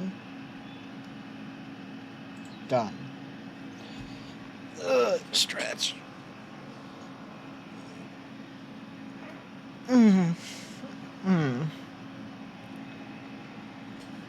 This game's surprisingly quiet.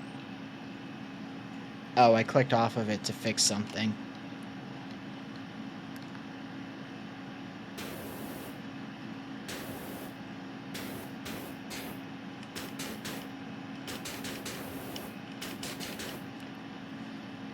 It seems to be working.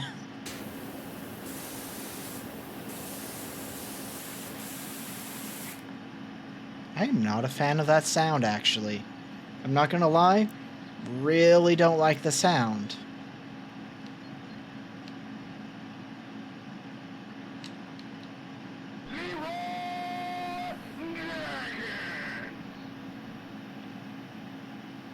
So I turned it down.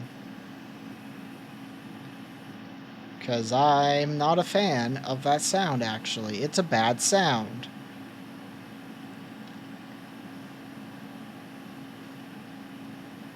Well, if I turn down that sound, I should really... Da, da, da, da, da, open. Unmute.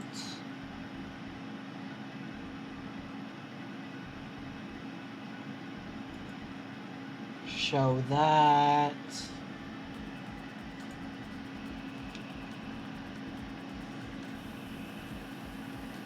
Just so you know, we have some music playing.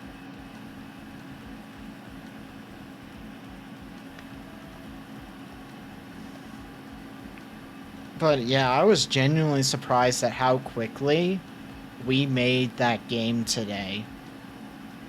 Like, that was so quick.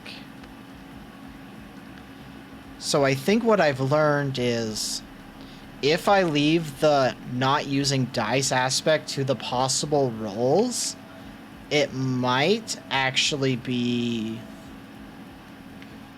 a bad idea to leave it on there. Just because it seems like they have the chance of being the quickest of the systems to build.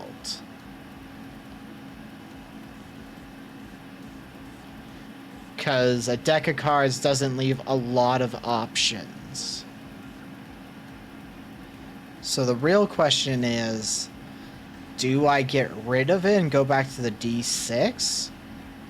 Or do I find a solution to make it more lengthy of a build? Well, there's no way to really make it a lengthier build process, because a deck of cards is a lot less precise of a thing to build with. I mean, obviously you could use other things, like a Jenga tower, for example, but what's... Like, I can't... Like, you can't make anything rules heavy that doesn't feel a bit overwhelming, I don't think.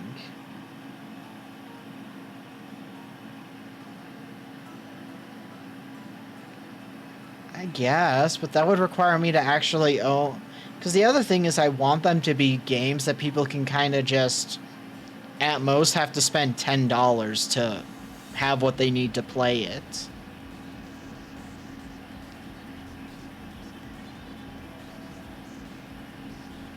Because, like,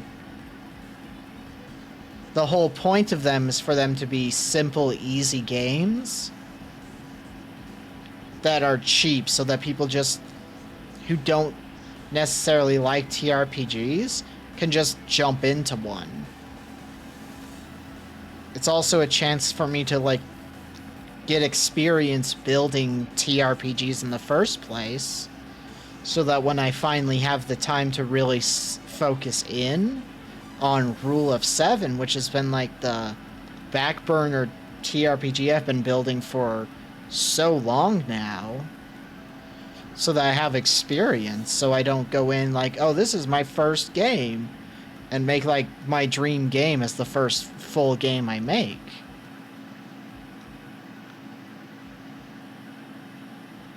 I mean, also, like, I would like to have a small, admittedly very small, like maybe 5 people counting myself, team when I get to building that. Because I'd want it to have, like, art and everything. I don't think I would ever. I don't think it would be a Kickstarter thing. But, you know, I would like to be able to do that. And I want experience making games, so I have, like, a toolbox to pull from instead of just a lot of ideas. Like, I still think the best mechanic for that system in particular is that magic won't require you to roll dice to do magic, which will make magic very powerful, but it's counteracted by, like, you need to have the ability to cast the magic in the first place, which means that you're giving up your HP increases as you level up more, so you'll be squishier. I don't know. I have a lot of ideas for that. No. No. Guns are expensive, for one. Also, death? Not a good idea. Just IRL death? That doesn't seem like a useful mechanic, honestly.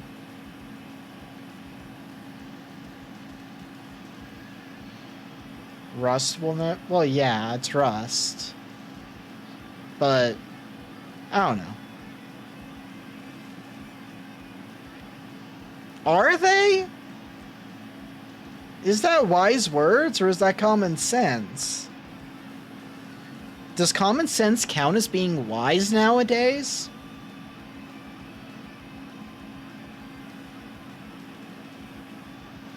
Volcano. There's actually a volcano somewhere nearby, if I remember right. Yeah, nope, that's a water tower. There's supposed to be a volcano nearby, and this is like volcano smog or soot or something. I think.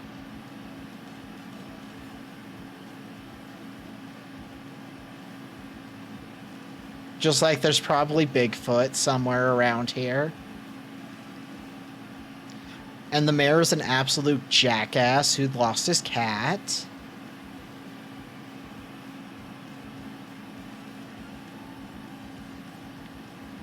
I also really need to get back into writing for my, the webcomic I want to do one of these days.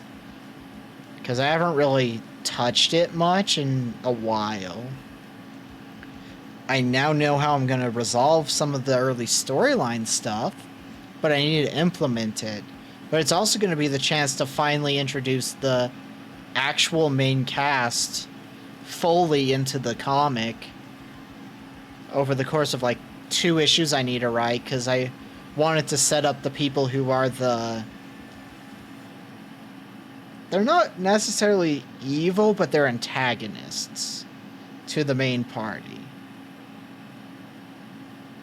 And I use party, obviously, to describe the group because I ran D&D for over a decade.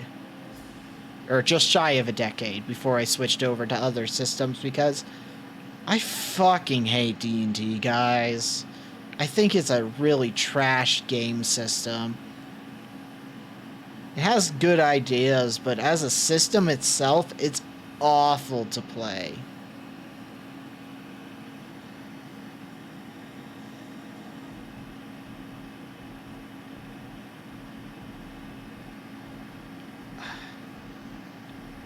I feel like at this point I'm gonna ignore half the shit you guys are saying in chat.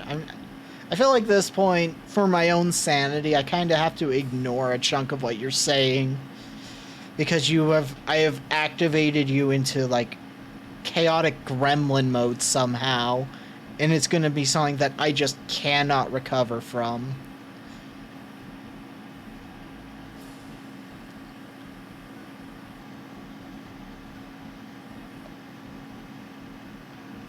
I also actually started drawing character sheets for all of the characters in the comic recently. Partially because I'm in, like, art rut brain, so making myself focus more on character creation, design, and explanations of how their abilities work is a lot nicey. nicer. Like, I've recently been working on the one for Carmen, who is, like, probably the OC I have drawn the most. She's at least in the, like, top 3. Because there's Jezebel, who is my Snami style character.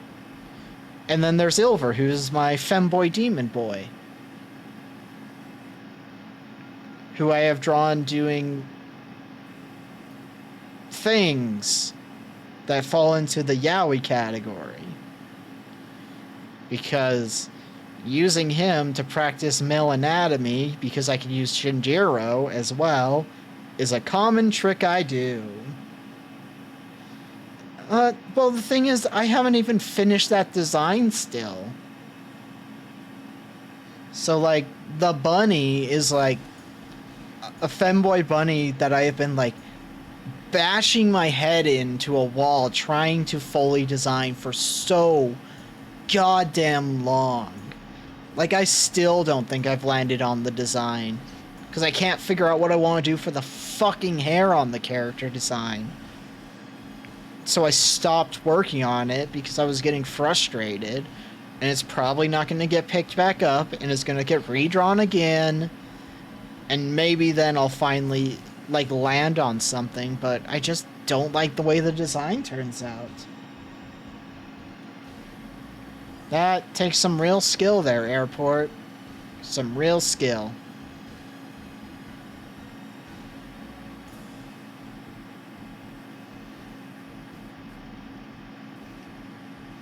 Okay, we're gonna have to use a ladder to get the rest of that.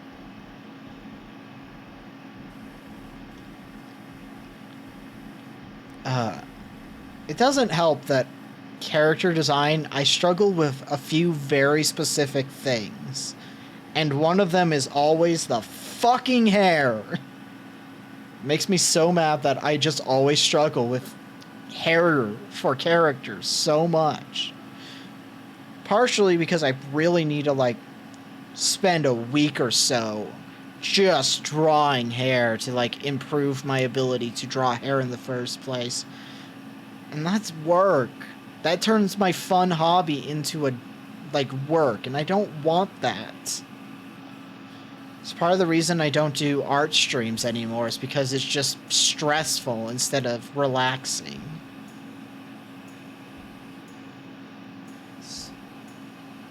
Oh, it is. That was a part of the GameCube Mega Collection, which I actually still own and could play on my GameCube, actually, thinking about it. I just realized I still have my GameCube and probably still have that game somewhere. There's no way I could stream that because that does not use HDMI even. So you would need like 3 different converters just to get it to stream. Unless I emulated it, but, you know, I struggle with emulators.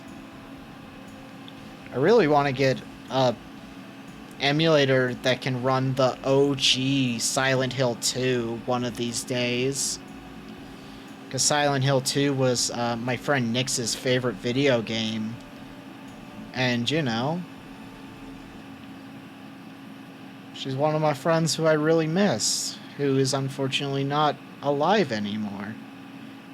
And it would be nice to actually play through her favorite video game of all time one of these days.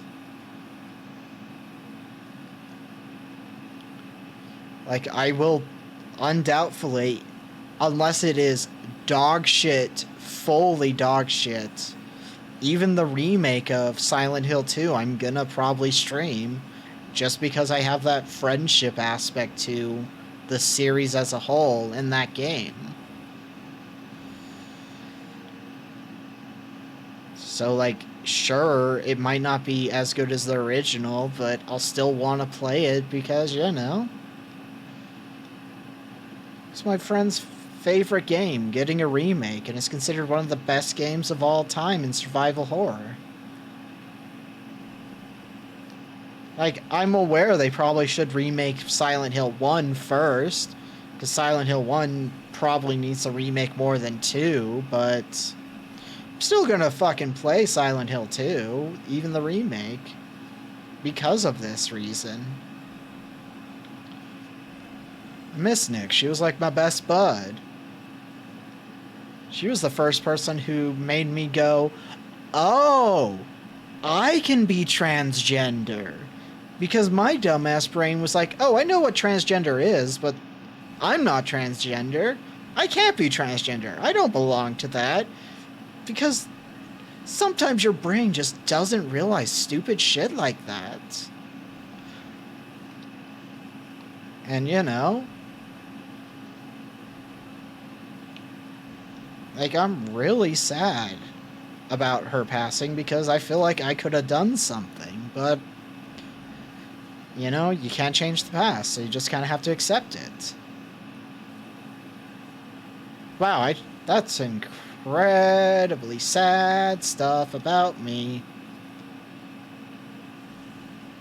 She also had a webcomic that did not get past its first chapter, sadly.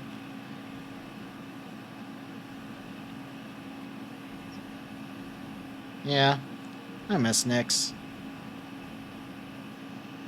I've had one of these days. I also want to get a tattoo. There's like a memorial tattoo. Because we became friends because we both liked the band 9 Inch Nails. So I want to just get with the 9 Inch Nails like major logo of NIN, but instead replace the last N with X. Like, I have a lot of things I want to do because, you know,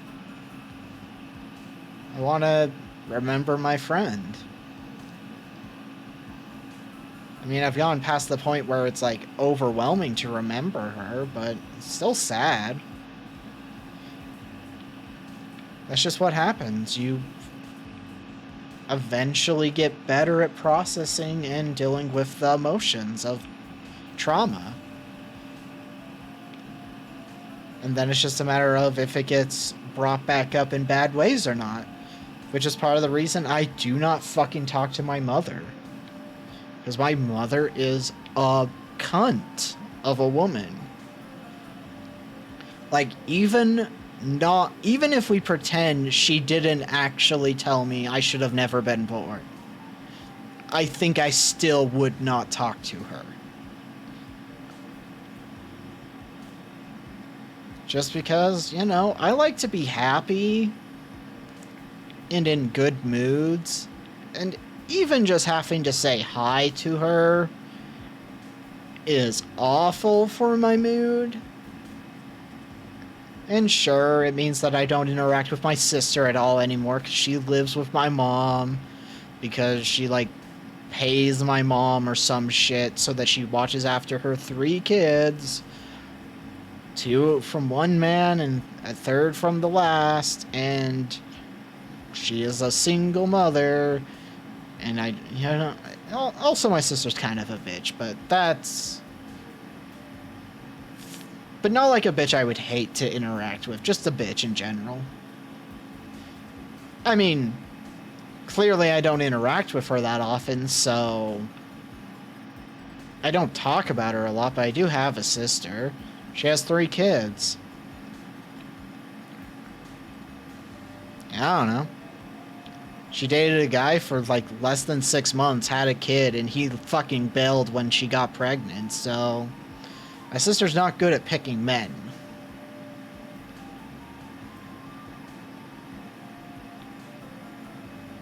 And also, she's just mean. My sister's a mean person, but she's a nice person, but she's also mean. So, you know, it's kind of hard to deal with her sometimes. Oh, I'm the oldest. I have one sister. She is 2 years younger than me, and she is so stupid. And if she somehow sees this, hey, I love you, but I do think you're a stupid person. Yeah, well, like I said, my sister is not good at choosing men. It also doesn't help that they just constantly struggle with misgendering me And then they get all upset when I'm like, correct them. They're like, oh, well, I do it all the time, right? When you're not here.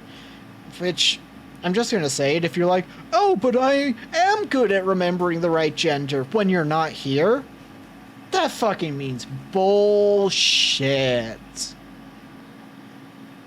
That's like actual bullshit. It's like, oh, I do it right when you're not here. It's like, I would rather you misgender me when I'm not here and do it right when I am here. Like, you're acting like that's the better option? No. Now, both options are shitty. You should be correctly gendering people regardless of if they're there or not. And you shouldn't be an asshole who's like, oh, well, I don't like you, so I'm gonna misgender you. Like, if you don't like somebody, that's a shitty way to go about not liking somebody and, like, sticking it to them. There's so many better ways that honestly will affect them more. Because, here's the thing. People who get misgendered are used to getting misgendered and hate it, but they're used to it. If you hate somebody, you need to target things that are actually gonna upset them that aren't normal. You know?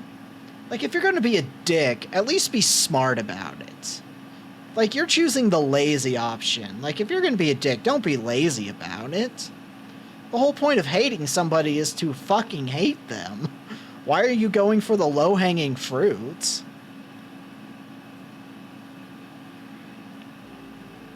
You know, it's like making fun of people who play Overwatch. They're used to being made fun of for playing Overwatch. You need to target them in different ways if you want to really piss them off. Like, how hard is it to be like, oh, I'm an asshole, I'm gonna misgender you because I hate you? It's like, you can do so many better things to hate somebody. And you're choosing the laziest option. Like, who cares? Like, it's like the people who are like, oh, well, I identify as a helicopter. It's like, okay, whatever, dude. Like, you think you're funny and you're pissing them off, but they're so used to hearing that stupid one joke all the fucking time, myself included, that we don't get mad. We just go, okay, dude, and walk away. Like, that's the thing. If you're trans for a little while, you start to learn just walk away from some people, and it works so much easier to just ignore that person. Because here's the thing, that person gets so upset if you ignore them. All you have to do is ignore them, and suddenly they're not your problem anymore, and they will think about you far longer than you will think about them. So, you know, there's some advice for everyone out there who is trans, especially if they're dealing with people who are, like, misgendering them, being assholes. Even if they are family, just ignore them and leave. Like, you do not have to be in a talking relationship with family. I literally only talk to my dad, and he struggles with misgendering too, but the difference between him and my mom is anytime I correct him, he apologizes and then, like, at least for that day, gets it right.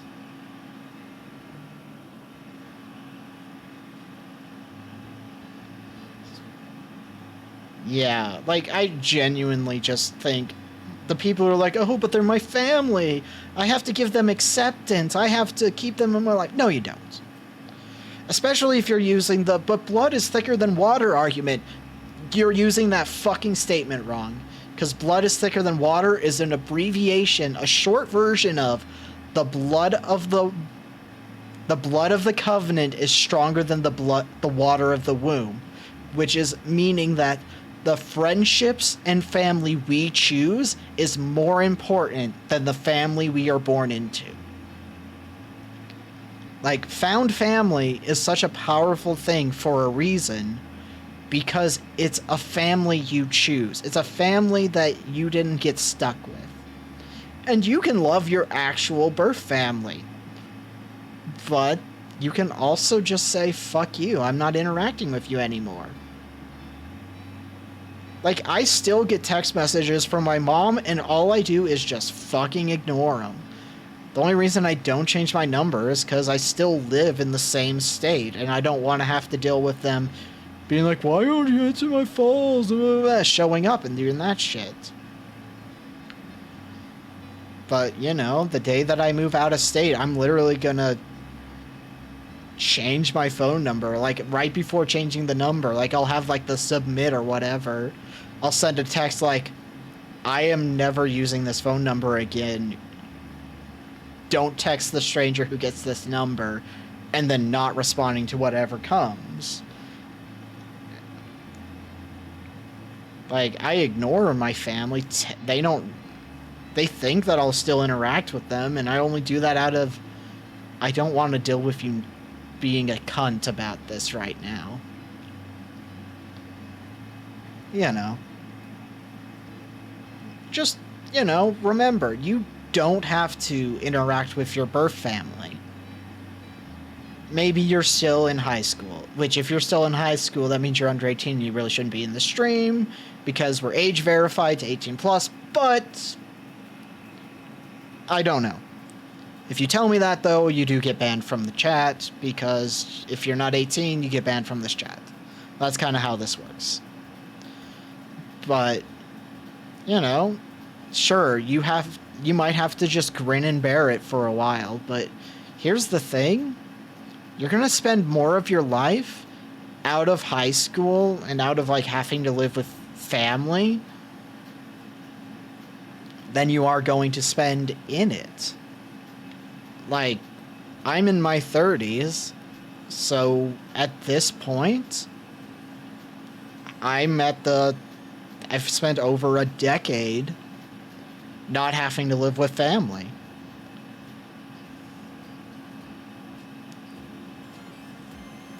So, like, it happens. And, like, you're also not going to remember a chunk of that time because you don't really start forming memories until you're in, like, 8 years old.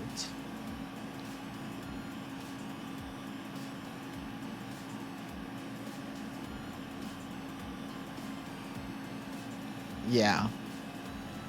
I definitely need to also get our chat rules set up so that they're, like, actually known.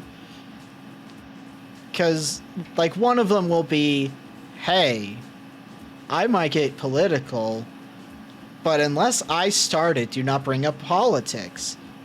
Or, hey, if you do transphobic shit or bigoted shit, you will get banned.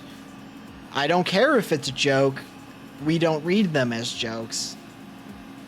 You have to be 18 years or older in order to be in the chat.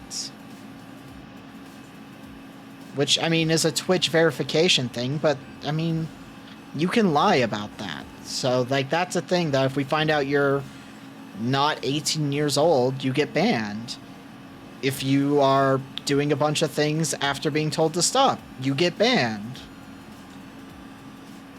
Like, there's a lot of... Like, I haven't had to ban many people who aren't bots. I think I've had to ban one person who wasn't a bot.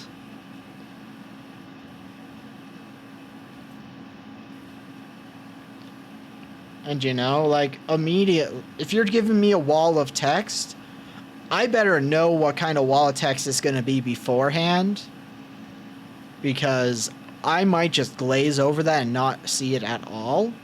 Like, for example, with the Sunless Skies playthrough, we've had, I can't remember his username, or her username? Their username. We're going to say their, because I'm not sure on gender. But they were giving us lore about Sunless Skies. But they asked if they could give lore first, so I knew what to expect and was like, yeah, go for it. Like, if I know there's gonna be a wall of text... Yeah, exactly. It's not a political... It's only a political stance because people have made it political.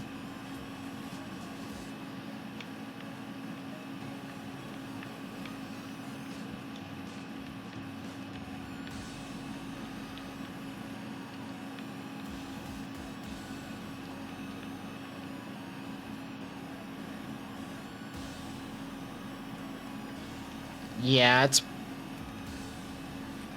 I mean, most of my bans have literally been the, oh, hey, I see that you're streaming. You know, you could boost your follower number if... Like, those get immediately banned. Like, I don't give a shit.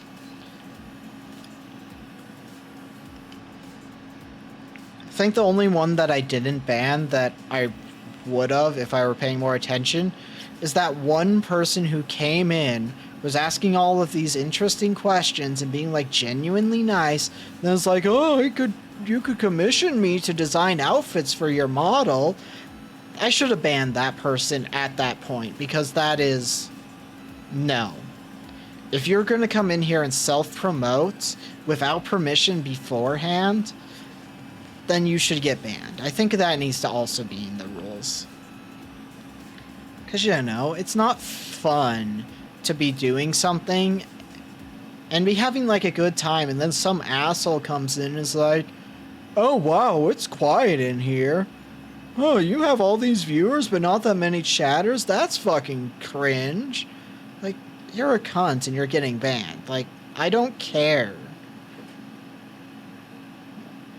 If you're gonna come in and be an asshole or try and get, like, take advantage of me or other people in the chat, you're gonna get banned. I don't care. If you come in and say racist shit, you're gonna get banned. Like, I'm an adult, and, like, they're all... The thing I always see is they're like, oh, you're such a wimp for having to do this. Oh, you're such a pansy for having to do this. And it's like, am I? Or am I just choosing not to engage with things that annoy me? The sun being... Yeah, well, the stars are alive in sunless skies. So every single star, including the sun, admittedly, is just like a being that exists. I don't fully understand that. That's fucking wild shit. Or the fact that the devils are actually bees? What the fuck? So much is going on in Sunless Seas and Sunless Skies universe. And I'm just like, I don't know what the fuck's going on. I mean, we still, one of these days, will play through Mask of the Rose, which is a full visual novel set in the universe. The only reason we haven't played it yet is because I haven't felt like it yet, and it doesn't feel like the appropriate time to stream it yet. I don't know. Even though technically it would be the first in the timeline of all of the things that are out. And I just haven't wanted to play it. Like, I supported it, I kickstarted it because I just love the games that they do make. So I wanted to support it. And I do want to play it one of these days. It's just... sometimes I'm not in the mood for visual novels. And I actually prefer when visual novels don't have voice acting at all, because I obviously stream it, so I think going forward, any visual novels we play, if there's a vocal volume, we just turn that shit off. We turn off auto-scroll, and we just play the game. Like, I mean, we're not going to do that for, like, JRPGs like fucking Persona, which I still need to return and finish Persona 3, because we stopped a while back because I was just I was done. The problem with running big games like JRPGs, I've learned, is when I'm only able to stream twice a week, I really shouldn't be touching those games for stream, because I lose interest.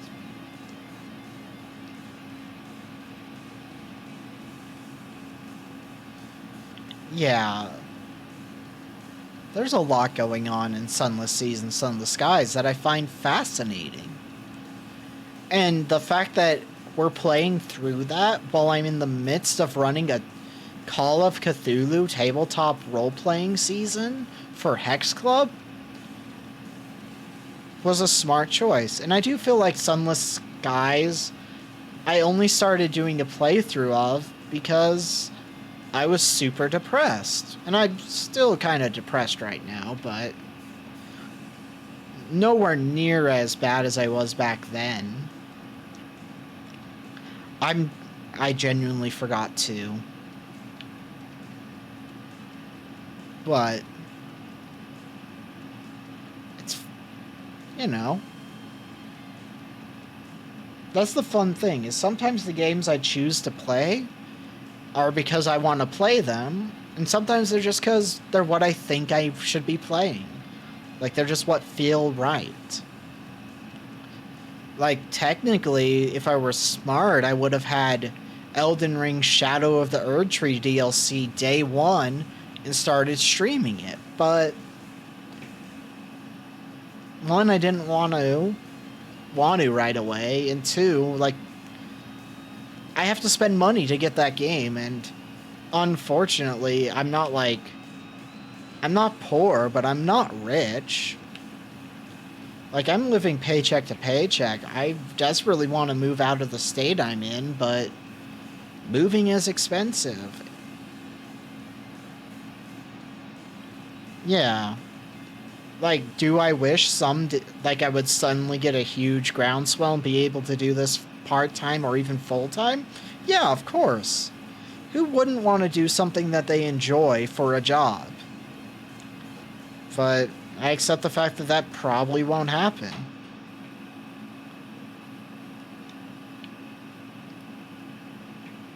Like, that's, I think, the difference between all the other attempts and this attempt to start streaming regularly, is that I kind of came to that realization, unlike those previous ones. Also, I wasn't trying to stream every single day, so that definitely was also a part of it.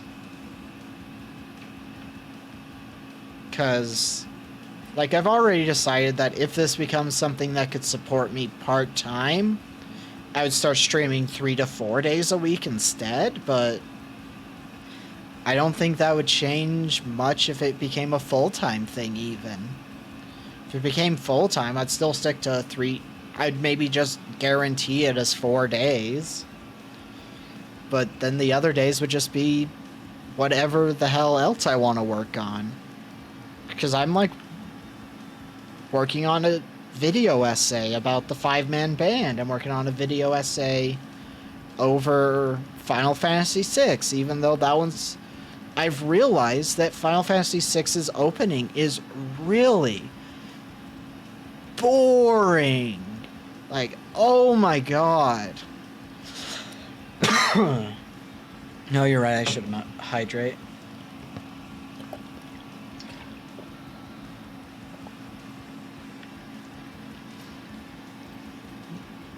Ugh.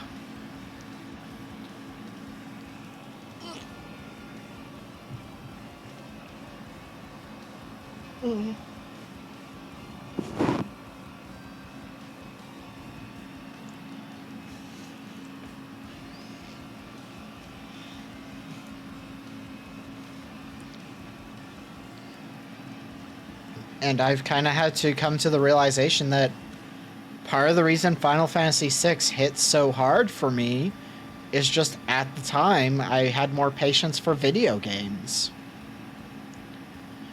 But the opening stuff of Final Fantasy VI is so goddamn boring. It annoys me so much. Because it's like one of my all-time favorite games. I just don't have fun playing the early stuff. And the problem with Final Fantasy, especially Final Fantasy VI, is the early stuff is in the 20-hour range. I mean, it's important, it's set up, you need to set up stories, but we've also got games that do the same thing in less time that are more engaging, so, time does not look fondly back on certain things that you loved as a kid. And that's a very unfortunate thing to be aware of.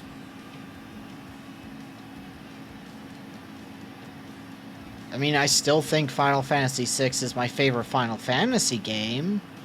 No, no, that's a lie.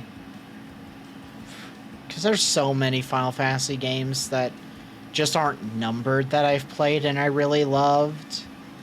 Like, Final Fantasy Tactics Advance on the Game Boy Advance was a game that really hit with me. I still think about that story, too. I think it was a more concise story. It had a lot more interesting things to say. But I don't feel like it had the impact that 6 did for some reason on me. Because, I mean, Final Fantasy VI definitely impacted me from a story standpoint a lot. I think it's because there are so many characters who are just dealing with traumatic events. Like, I actually think I just kind of realized what it was about 6 that hit so hard. Because at the time I was playing through 6 was my senior year of high school. And then I was still playing it when I was my first year of college, before I dropped out, which I really wish I would have just never gone to college. That would have been so much easier on me. Because I initially was like, oh, but all the friends I made, but none of those friends interact with me anymore because I got rid of Facebook. Because I fucking hate Facebook. So, like, now I just wish I would have never wasted my time and money. But, you know, you can't change the past.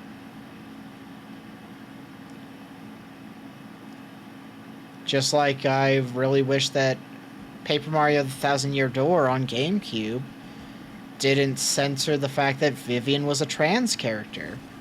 Because I was playing through that in high school, like sophomore or junior year. If I would have had that seen that character at that age, how much of my journey of being transgender would have changed? Well, that interpretive dance ain't gonna happen for a long time. I do one day want to be able to do 3D streams, like VR chat streams, but, like, to put in perspective, 3D models alone are in the thousands, and then you need the gear to actually stream it, which is not cheap. And unfortunately, I don't make a lot of extra money. I make a decent amount of money. It's just, oh, well, all of this is going to bills, or, oh, this has to go towards this. And that's unfortunate. I don't know. Life is odd like that. And, like, it doesn't help that I live in one of the countries that should have universal health care, because, like, there's no way we can't afford it. It's America. But because of lobbying, it just doesn't happen, because corporations are allowed to influence elections so easily just by spending money, and it's frustrating. No, don't do that. Or, like, the unwillingness because of corporations just fucking spending money and lobbying to the point where we don't use cheap renewable energy such as solar and wind because, oh, well, coal company won't make money anymore. It's like, yeah, but who gives a shit about corporations? Oh, I know. The people in politics who are paid money to do what corporations want. So frustrating. Like, I don't care. Or like how we have We're a state that has so many, or not a state, a country with so many school shootings a year that anytime we hear about a school shooting, it doesn't move the needle. Like, we're not upset, we're tired. We just don't react. We don't feel anything, but of course. Of course it happened again. Like, that's fucked up. Other countries have, like, done things to help prevent school shootings from happening.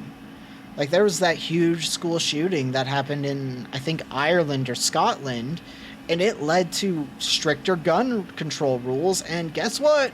They don't have a double-digit number of yearly school shootings. America is in the 3 to 4 digits per month of school shootings, and that's fucked up. Like, and the people who are pro-life, who are like, oh, but we care about life, so you shouldn't be allowed to have an abortion, are fucking silent about school shootings, where more than one kid dies.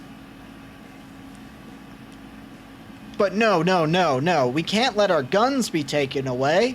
This is America.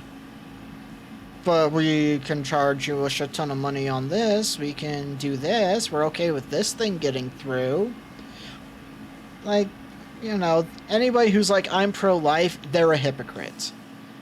They're genuinely a hypocrite. Because they do not care once the kid is, born. If they get born into poverty and can't afford to, I don't know, eat, have a roof over their head, they don't care about that kid. They only care about the kid before they are born. As soon as they are born, they're like, fuck you. They're also the people who are like, oh yeah, beat the shit out of LGBT kids because they're LGBT. That's fine. We condone bullying against this. Like, I'm so tired of this country.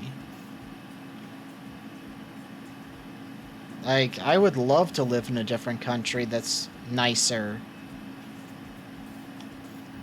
Like, I'd even prefer to live in England right now. And I know England's got a lot of bad shit going on, but not nearly as bad as America. Not as frustrating as America. Not as scary as America. It's dumb. And, like, everyone's like, oh, you're just being a fucking snowflake. And it's like, no, you can't use that debate. Like, also, they really can't use that debate because they're throwing a goddamn fit about anybody who makes a joke or says, oh, I wish that the shooting would have killed Trump. Like, they throw a fit when we make those jokes. Maybe they're more real than jokes, sure, but at the end of the day, they're jokes. And they're the people who are like, ha, I'm gonna say a racist joke because I have a dark, morbid sense of humor. It's like, no, you're just a racist. You're just a racist and a bigot. Like, no. You're just trying to hide the fact that you are okay with the fact that America is becoming just as bad as Nazi Germany during World War II. And it's just, it feels like there's always so little you can do. And it's just like, really, guys? Are we really okay with this? Are you really going to be okay with electing Donald Trump into election again when Project 2025 literally wants to make it illegal to watch porn? Like, are you really going to be okay with him if that gets through? You're going to pretend like you're like, no, we got to prevent porn. Porn is bad, but I know. I fucking know. I know you're going to throw a fit about that as soon as it happens. I know. You're going to throw a fit that it's like, oh, well, I should be allowed to watch heterosexual porn. Or I should be allowed to watch lesbian porn. Like, they're the biggest hypocrites. Like, they say all of these things, but then they, like, watch trans porn. They, like, there's so many states that you look at and they're, like, super red states, and the, like, most popular categories of porn are, like, oh, transgender, she-male, which is an offensive term, but it's what they use, or all these other things. And it's like, you're just fucking hypocrites, guys. Why are you okay with this? Why can't you just accept it? Like, it's fine to be horny. It's fine to be a bit of a degenerate. It's not fine to let kids die. It's not fine for pedophiles to exist. Like, you know? Like, you argue against this certain thing, but then you don't do anything against the things that actually matter. Like, you claim to be pro-life, but you don't make it so that kids don't have to worry about going hungry. Like, childhood hunger is probably one of the highest risks in America that could easily be solved. But because corporations are like, no, we need to be making more money. If more people are getting more food, then we're getting less money. If they're, like, you know, it's so dumb. And the thing is, the people who are, like, fine with and honest about being horny are usually the biggest sweethearts you'll meet.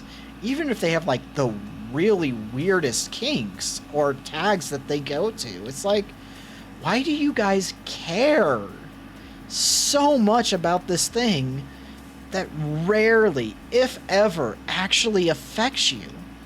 Like, maybe you should, instead of being like, we should criminalize porn, or we should criminalize prostitution, or whatever, what if we made it legal? You know, make it legal. Make it so it has protections. Make it so that, like, if you want to do that, you have to, like, wear protection. You have to do these things. Like, you know, make it so that there's, like, protection for the people who do it instead of criminalizing it. Like, the less you criminalize something, the easier it is to make it something that's done safely. Like, there are some things that should never be decriminalized, obviously. Like, underage drinking. It happens, it really shouldn't. That's when I understand keeping.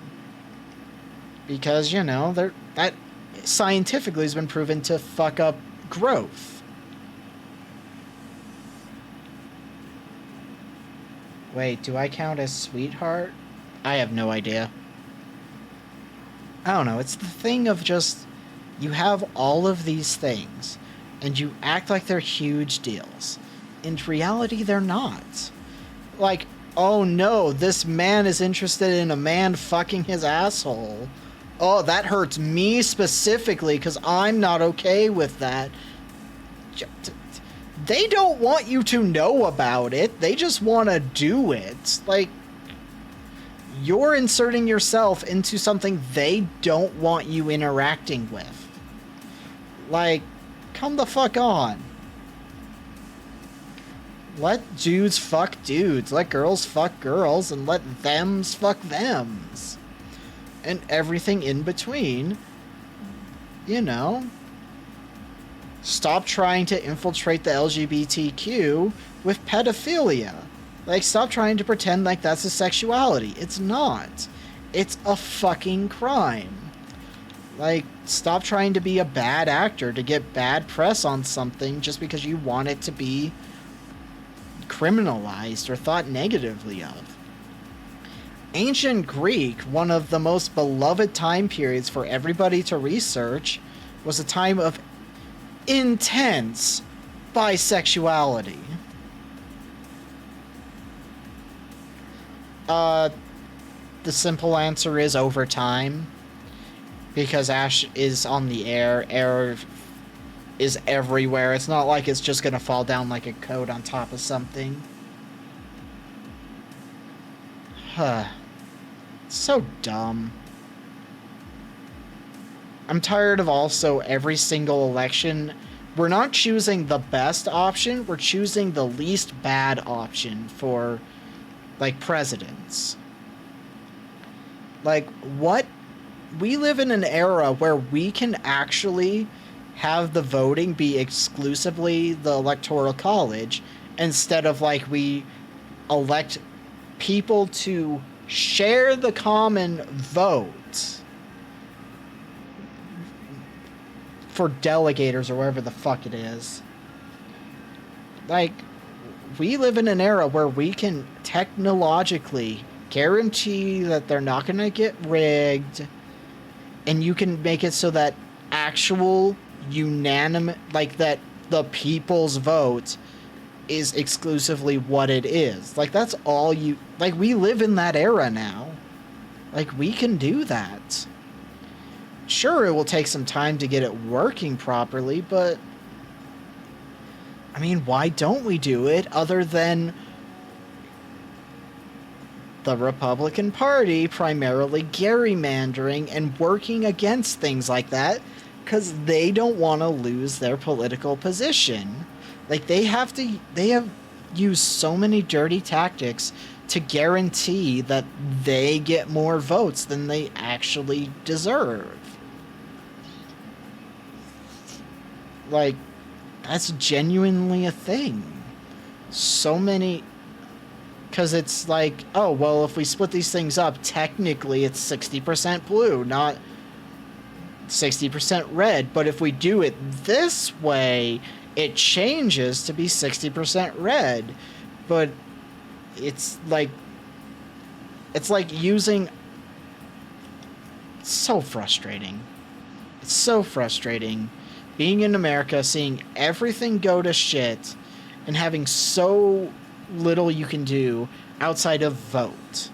And you should be voting.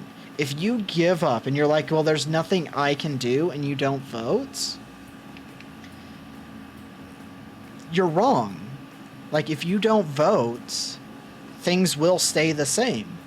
Go out there and vote. Maybe your state won't change, but you need to go out there and vote, because why would people be trying to convince you not to vote unless it was beneficial to them?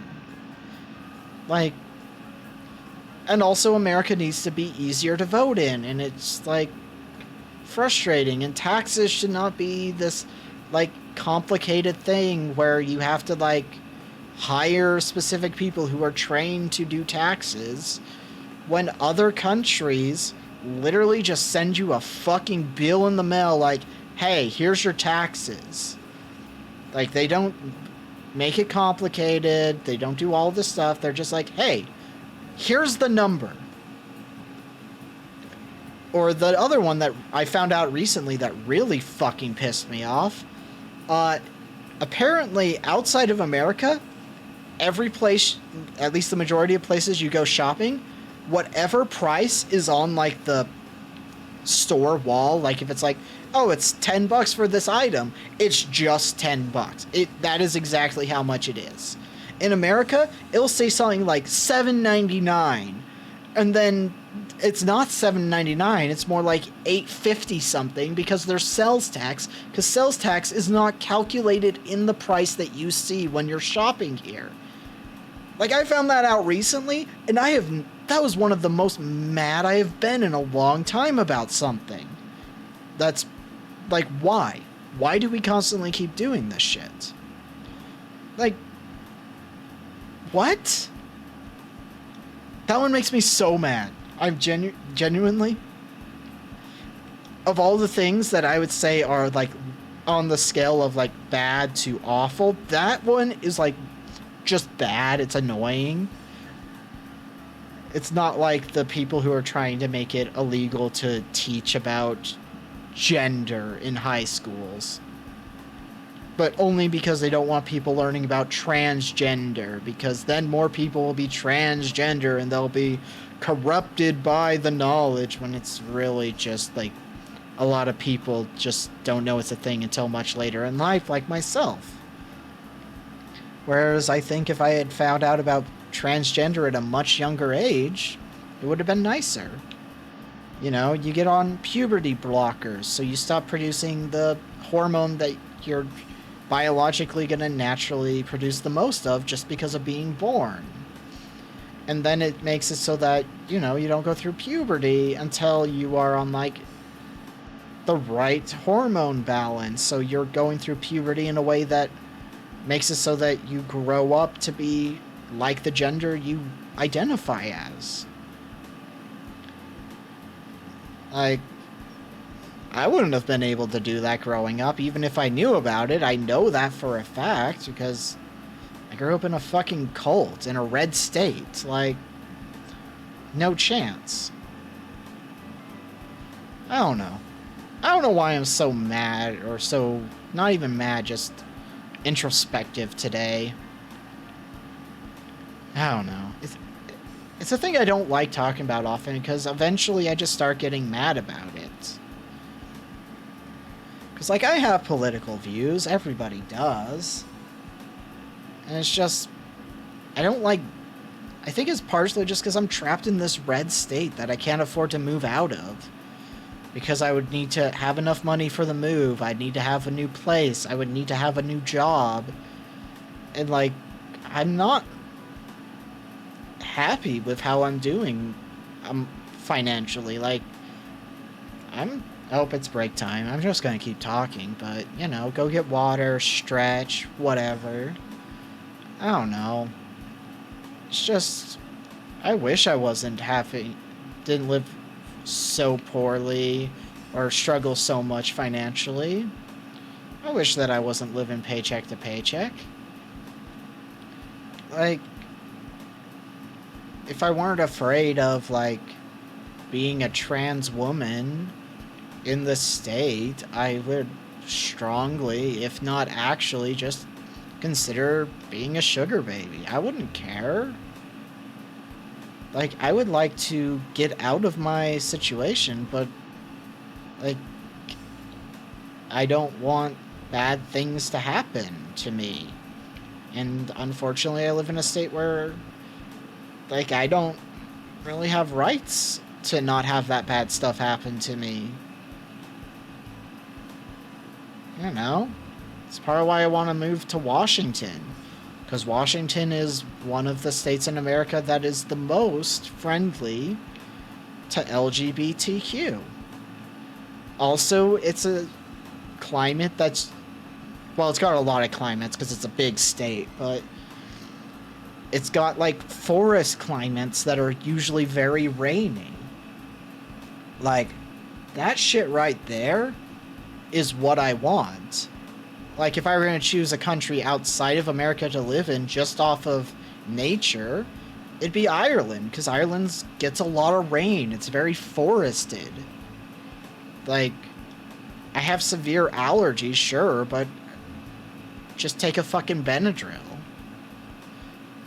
And, like, I wouldn't have the risk of overheating just from walking outside of my house, where, because I live in a fucking desert state, it's, on average, during the summer, which it is right now, 90 to 100 degrees. Like, there's a lot of things I wish I was better prepared for, but the problem is fear. Because, you know, my ADHD and autism, after I got past a certain age, stopped making me brave and started making me afraid. Like, if it happened during college time, I probably would have had an easier time with just like, oh yeah, I'll try and do this thing. But because I didn't, like, I was, for like a 3-year period, incredibly sexually active, as I had found out I was bisexual and was coming to terms with that. And now it has been over a decade since I have had a sexual partner, and it's just because things change and you just develop fear to do certain things all of a sudden. Or in my case, I'm genuinely, if not for my full-time job, I would be a shut-in. Like, I would not want to leave my house. I would not want to leave my bedroom. But you need to make money, so it keeps me from doing that. So I guess in that way, I'm happy to have, like, the need to work, but I wish I didn't have to work so much just to get by. I wish the amount of work I do meant that I was thriving instead of just getting by. I don't know.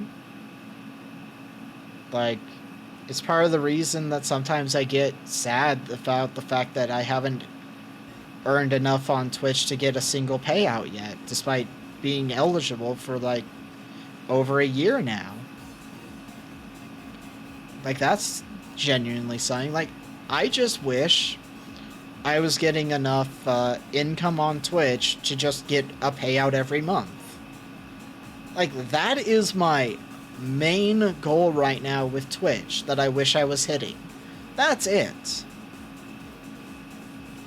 To make a whole $50 every month just from streaming. That is like my big goal right now, which is absurdly simple. Like, there are people out there making hundreds to thousands of dollars just by streaming monthly, but I would be happy just making $50 US.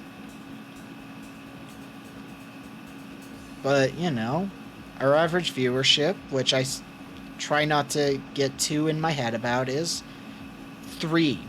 Like, 2 to 3 people usually will be watching a stream, and that's what the average will end up being by the end of the stream. And I have to remind myself, hey, it's fine. Sometimes I get into my head too much about these numbers, but I'm a lot better than a lot of creators at also just being able to ignore them. It's part of the reason that I don't have it so that I can see my viewer count while I'm streaming. Like, I turn that stuff off in OBS, so I just don't know. And I just talk as if people are there, because, you know, I mean, if people are asking me questions, I'll answer questions. I'll talk about things. Like, that's the only thing that I do miss about doing art streams, is that I liked talking about the art process, but I don't like doing art on stream. And I came to that realization,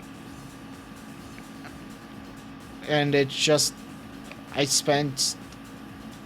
that thing of, I wish I liked doing this because it seems fun. And I also know that people who do art streams tend to get quicker growth and more consistent growth because art. But, you know, I want to have fun when I'm streaming, not be chasing numbers, chasing goals. Like, if that were the case, I would always be playing whatever is the top 5 stream games. Like, I would exclusively play something like Fortnite, or I would exclusively play one game, because I know that those are the people who can succeed wildly, easily, compared to being a variety streamer, which I'm technically. But it's not fun to me, so I don't care. Like, there's a lot of things that suck about streaming, and sometimes it's hard to have motivation. Sometimes you're depressed. It doesn't help that I have major depressive disorder, but I'm not medicated for it. It doesn't help that I have severe ADHD, but I'm not medicated for it. Like, you know, there's just things that probably I should be, but, you know, we live in a capitalist society where that stuff costs a lot of money. Or is hard to get in the first place. Like, it costs, in America, like $500 just to get tested for ADHD. And without being, like, officially diagnosed with ADHD, it's really hard to get medication for ADHD, because it is meth. Or one of them is essentially a very specific form of meth. Like, it shares the same family. It's not actually meth. I do want it to be clear that I do realize that, but that's the problem. And it's very frustrating to be like, oh, well, we know you have this problem, but you have to spend all of this money so that we will officially say you have this problem, so that you can deal with this problem in a healthy, useful way.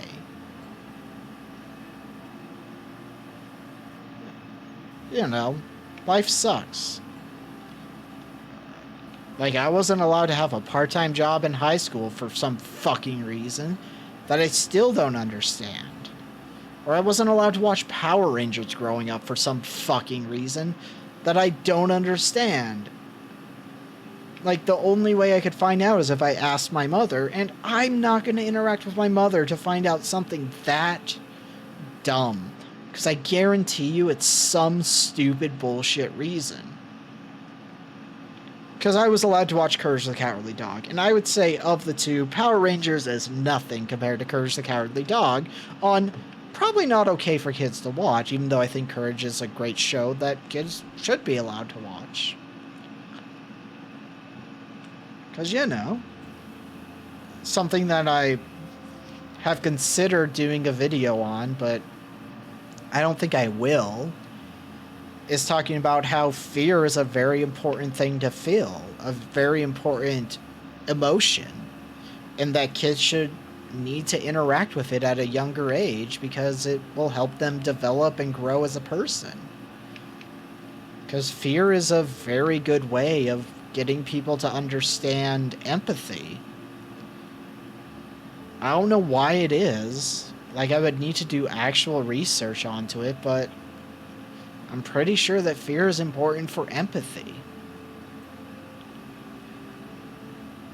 Because, I mean, there is this joke that some of the nicest people you will ever meet are horror movie creators. Or people who love horror movies are actually, like, giant fucking teddy bears of people. Yet, instead, we are like, oh, you watch horror movies, you must be a bad, degenerate person. How could you watch this thing? It's like the genre that's got the worst rap that isn't like porn, which probably has a worse... You know, that's a real question I just have now. Does porn or horror movies have a worse rep?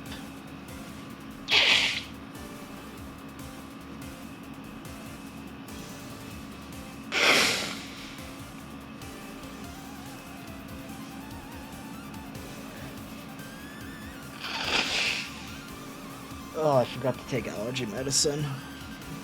Oh, I'm gonna be miserable for the next, like, 20 minutes as I wait for it to kick in.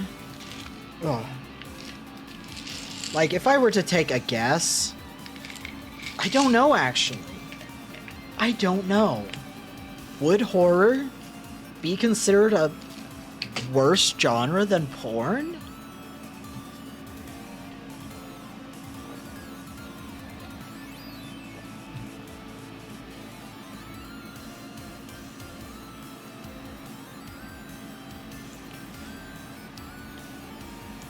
I hate that I've had that question now, because that's gonna be, like, bothering me.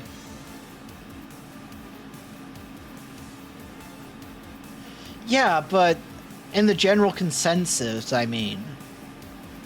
Like, if you had the option of how you were gonna disappoint your mother, would they be more upset or less upset if you said you were gonna go watch a horror movie or a porn?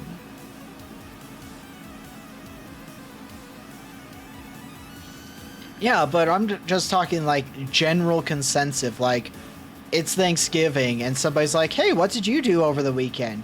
Would they be more disgusted by a horror movie or a pornography?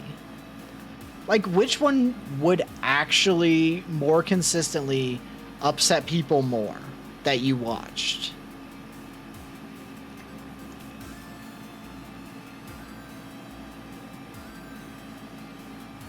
And I'm not talking like the lip service. I mean actually piss you off.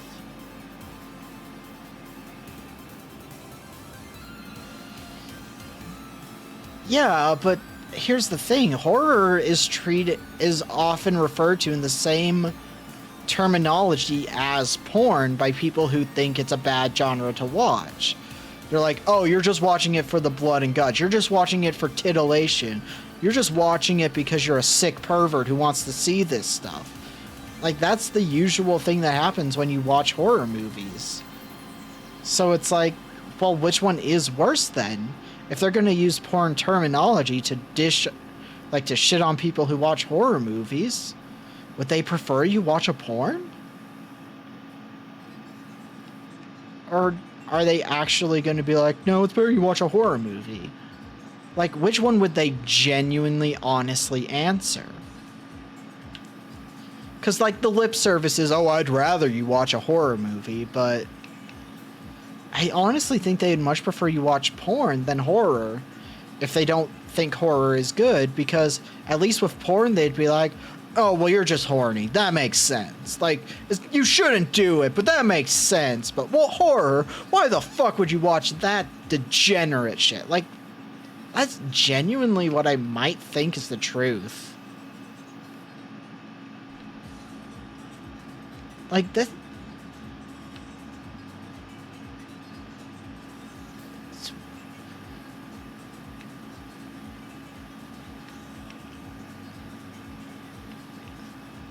The emotional swings of this stream.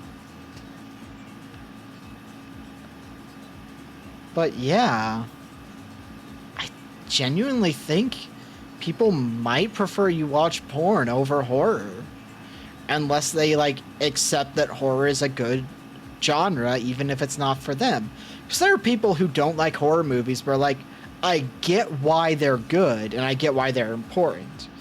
But there are also people who just are like, horror movies are dog shit, you should not watch them. They're wrong. Horror as a whole genre is surprisingly good.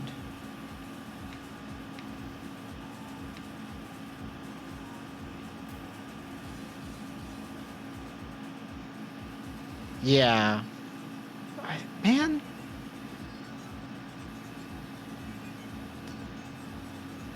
That is wild to me. That is like the thing that I am now stuck on.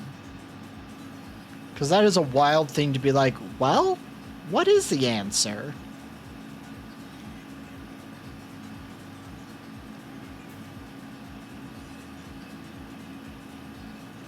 I mean, they're both... Huh.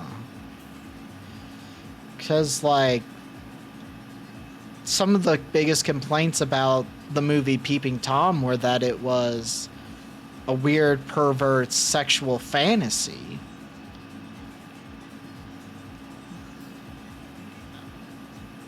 But also, that was one of the first slasher horror movies, though. Before, like, the term was coined for slashers.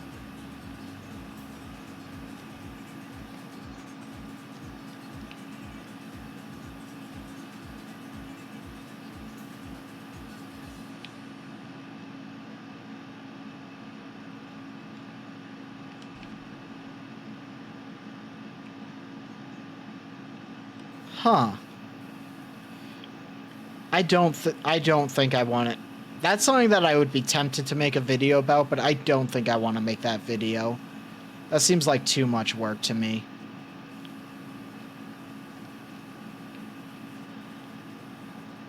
Because I'm already a little overwhelmed by my Super Sentai Power Rangers 5-man band video.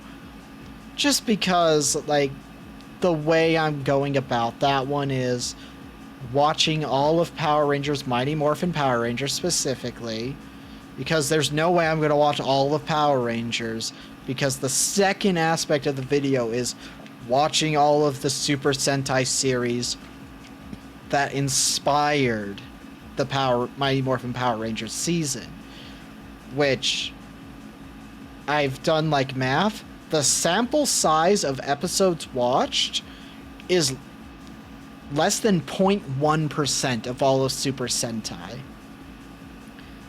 And even if there are some Super Sentai series that weren't used by Power Rangers at all, that's a lot of content to have to watch. Because we've also, like, I've done math, just, you know, calculator, boop, boop, figure it out. Like, one season of Super Sentai is roughly in the 50-hour mark. Like, it's just shy of the 50-hour mark. Whereas Power Rangers for one season is roughly 4 hours. One you can do in an afternoon. One is more than a work week. Like a full-time work week.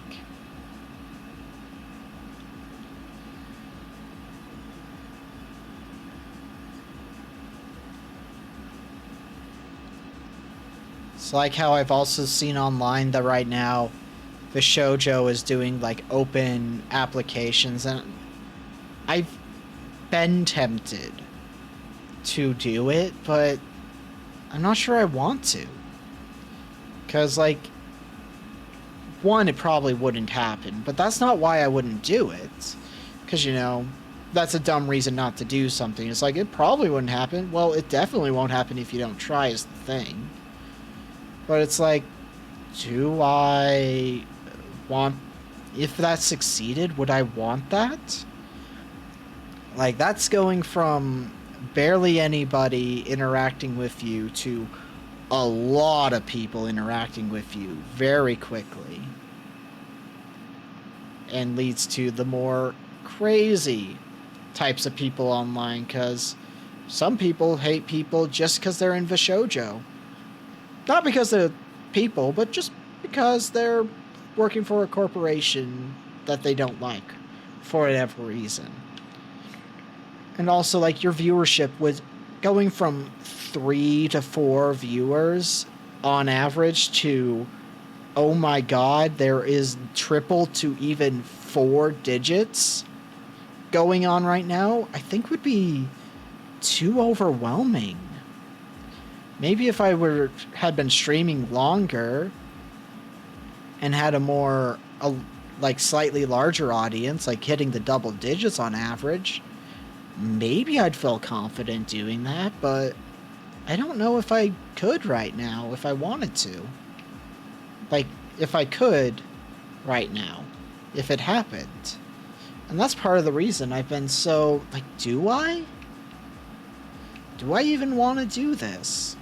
Is this something that, like, I don't even want the chance of succeeding because I don't want that?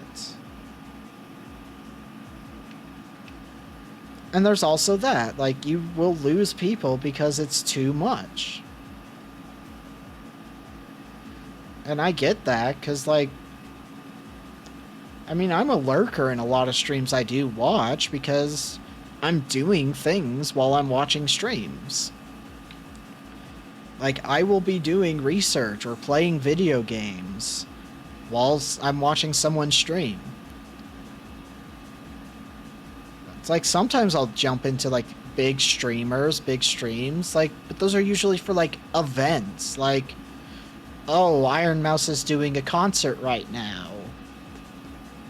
Or, you know, like, oh, it's a model debut, and the model is, like, looking to be really cool. I kind of want to see this. To be fair, usually I watch debut stuff because I'm curious about how people do that. That's more research than it is just watching it for fun. Because, you know, one day I'm going to have a not 3D... Like, one day I want to do a 3D model review. One day I want to do a full model view. Or edited videos, exactly. Or maybe they're playing one of my favorite games, and I'm like, well, I'm very curious about how they respond to one of my all-time favorite games. Or they're playing a game that I don't really want to play, but I want to understand and see it played. You know.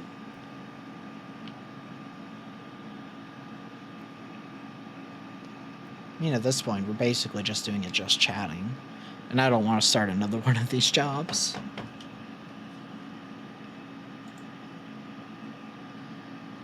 You know, there's a lot of things to consider. Because on one hand, it's tempting to, like, have that 1 in a million chance. What if you're the one?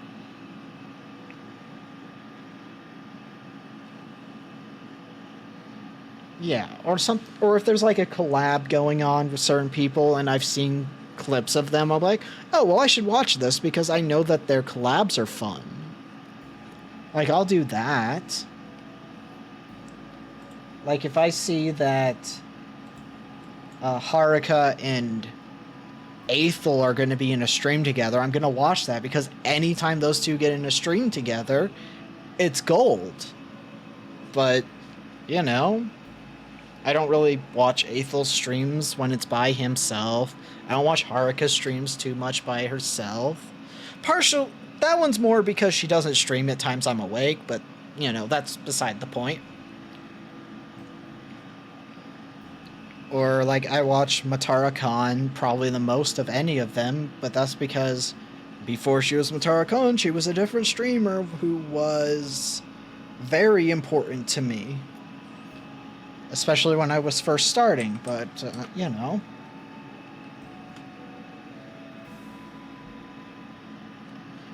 Yeah. Like, I'm actually kind of worried about tomorrow, because I've only got one person who's for sure, like, I might do it, like, an actual, like, I will do this for playing the TRPGs tomorrow. So there is part of me that's worried about that. And I wish I could get, like, more of my friends streaming, because I would love if more of my friends streamed. Because then it's like, oh, they're doing something? Hey, mind if I jump into your stream and help you out with something? That would be fun. And, like, I want to kind of build up a small group of people who all do things that are similar together, but, you know.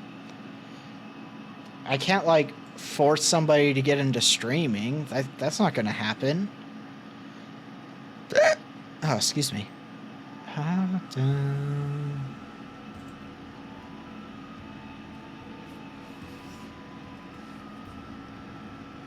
What did we even name this TRPG? I already forgot. I'm just gonna be, while talking, uploading the TRPG.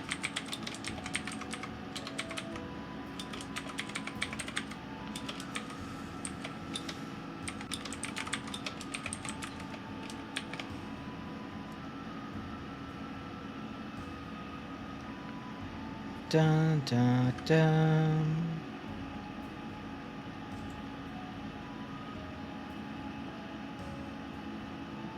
No, because it had an actual name. So we're using the actual name. Details. A game that only needs one deck of cards for everyone. I'm not going out of my way to do, like, these huge names. I'm not going to go, like, out of my way to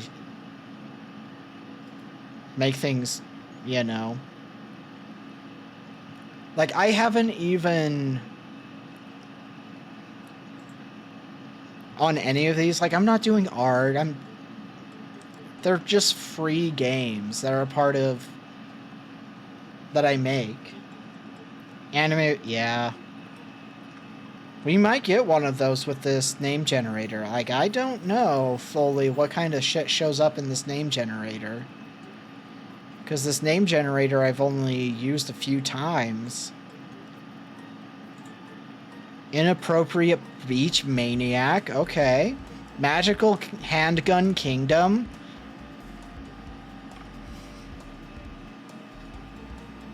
I'm saving that one. That's next week's TRPG, or next month's TRPG.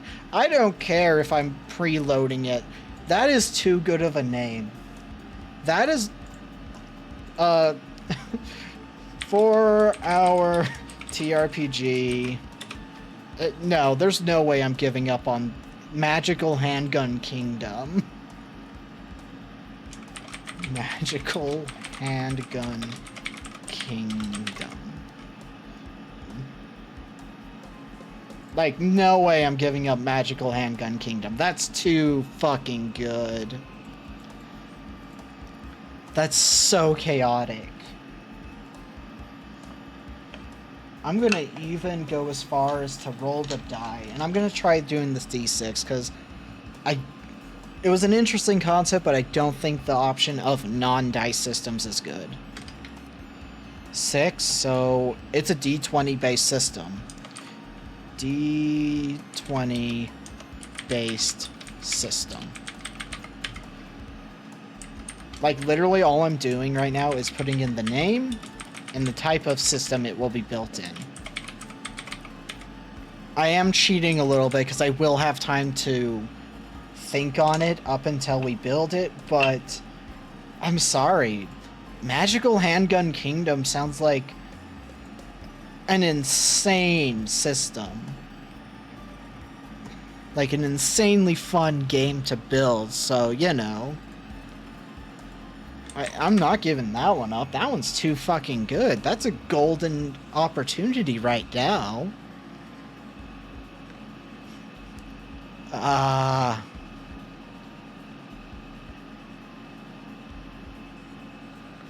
am really excited for when I get my chibi model that's being worked on by Lillystration.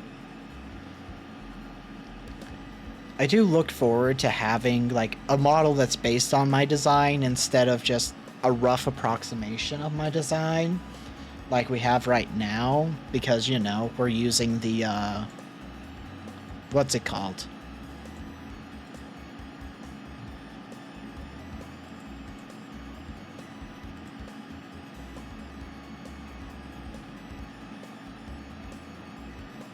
My brain just gave up on words. Well, you know, so the downside is I've since updated the design before I commissioned it, which is unfortunate because it means it's going to be slightly wrong, but I'm fine with that because that's my own fault. And maybe one of these days, I want to get it soon. I want to get a new art tablet that's just for my PC. That's essentially a second mouse.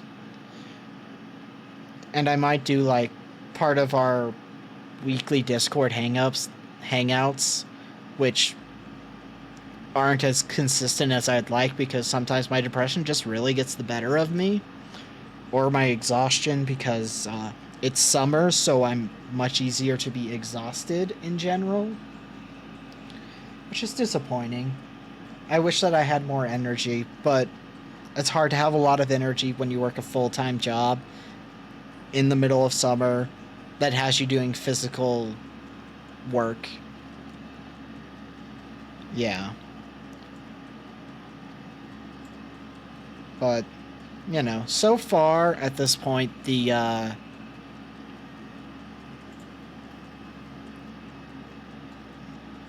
stuff is kind of going well. And, like, people in the Discord can check the spoiler such again one that I did, which is the model that I would end up getting commissioned. It's really low quality because it's a JPEG instead of a PNG, because I don't like to upload PNGs of things into the Discord unless I'm like, this one is fully done, it is not going to be done anything with. But this one I actively kind of want to split up, do like the separation concepts, and then just commission somebody to rig it. But, you know, you can kind of see what will probably be the model and how it looks a lot different from what we've got right now. But also, you can see the similarities. And, like, I've decided, like, the eye color will change. I've made the nose look like a heart. but only like if you really pay attention. You see, oh yeah, this is heart-shaped actually, because it's meant to be a fox noses, and that gave me a lot more flexibility. You can see I added fur to certain areas, so you can tell that it's not skin, it's fur. The hair, I mean, from the initial design of the hair, it has not changed much. So, like, that part of the chibi model, sorry. That part of the chibi model isn't really gonna be different from, like, the design of even the updated stuff, but like, I also figured out the design better, and you know, a lot of fun things happening there.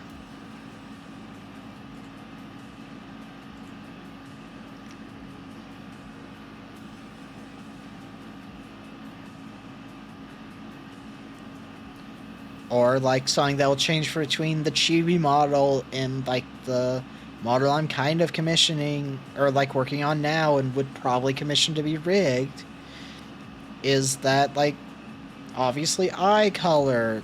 I've actually gotten rid of the body markings. There were piercings in the ears that I decided to take away.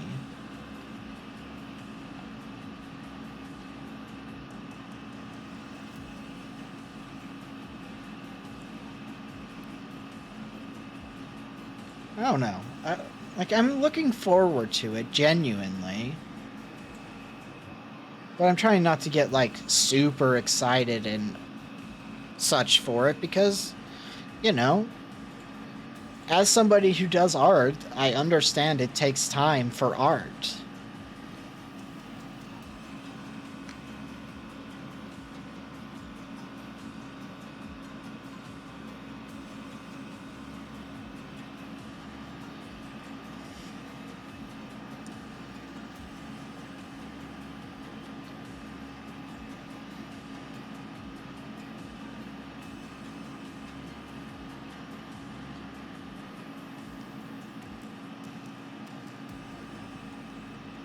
It is...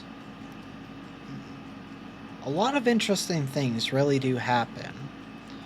Like, you know, part of me regrets doing the, oh, I'll dig up my MLP fanfic and read it for a stream if we hit this follower count. But part of me's like, well, I'm glad I'm doing it now, because people are going to forget about it by the time it would actually have a huge amount of people seeing it.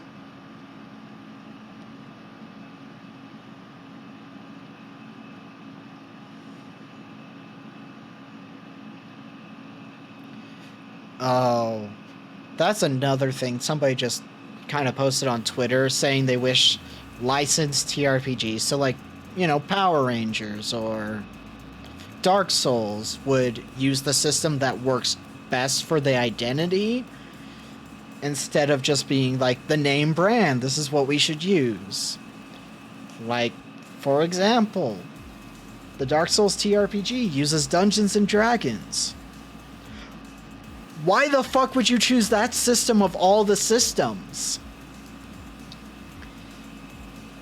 Because, and the reason I'm saying this is because Dark Souls is a game series that, from an outsider's perspective, is incredibly hard and difficult and dour, and you die a lot. In D&D, once you reach level 3, you don't die easily. You have to be, like, focused by multiple people to die. The only level in D&D that is, like, you could die from any single attack is level 1. Like, why would you choose Dark Souls for that? There's so many better systems you could use. Like, the system that they should have used is Morkborg. Which, for people who don't know Morkborg, you're missing out on a really fun 3 to 5 session game. Yeah, like, it's always name recognizability. Like, that's why people use D&D, because it's like, oh, well, it's D&D. Everyone knows what D&D is. D&D's a shit system which is me, admittedly, I'm being a little hyperbolic because it's just a system that doesn't work for me. But D&D is not a system built for that kind of things. Morkborg would be perfect because, for example, the way classes are built in Morkborg are very simple. You are a soldier. You are a mage. You are a hacker. You are a corpo. You are whatever. Like, it gives you your role. It's what you are. And when you build your character, you roll for your HP, you roll for your starting money, you roll for your equipment, you roll for everything. And then in combat, if you take a certain amount of damage, you have to roll a die, and that determines what happens because of how much damage you took, which could lead to a lot of things. Or if you go down to 0 hit points, you roll a die. One of those options is you die. You just die. You don't get any chance of being revived. Nothing. You are dead.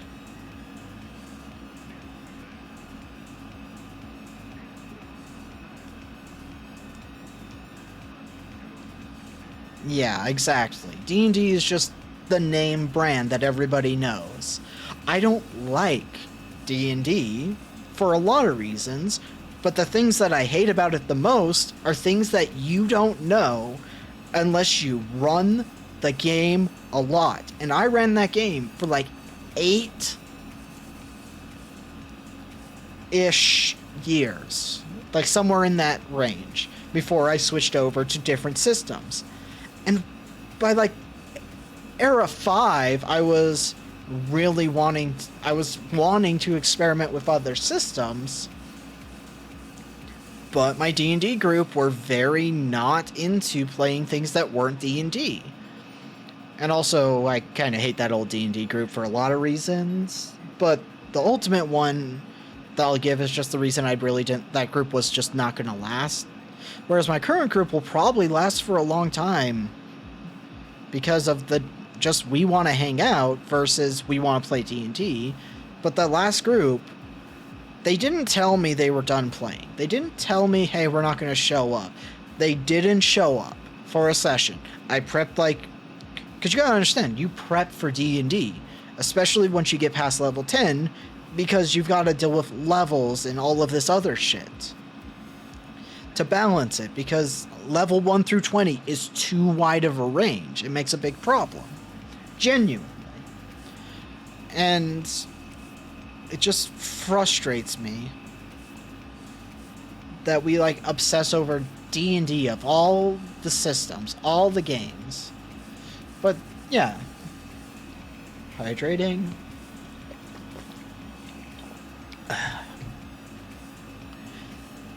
But and genuine thing. If the only reason people will play your TRPG, if you start running a TRPG, is because you're running System X, unless you yourself exclusively want to run that system, you might be better off just not running it or finding a different group. Because my current group of consistent players who are for Hex Club specifically, Cameron, Maggie, and Skylar, all three of them do not care what system we're playing. They just want to play games. And that's the important detail. Is we just want to play games and tell stories.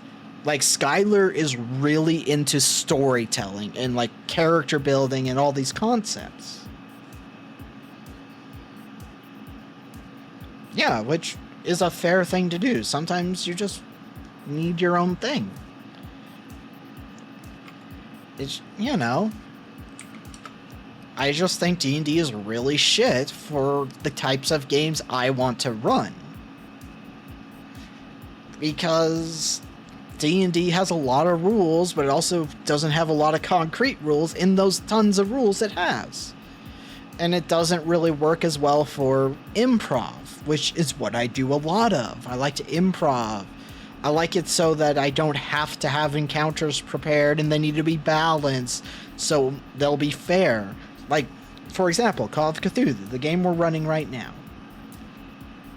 That system uses D100s, and your maximum HP is 15. I think like the max you could absolutely have is 15. Most attacks do multiple die of damage. So 15 makes you a tank. It doesn't make you able to survive a lot of attacks, especially if they're using shotguns in close range. Because that is 4d6 of damage. If you assume all three of those are 3s, 4 times 3 is 12.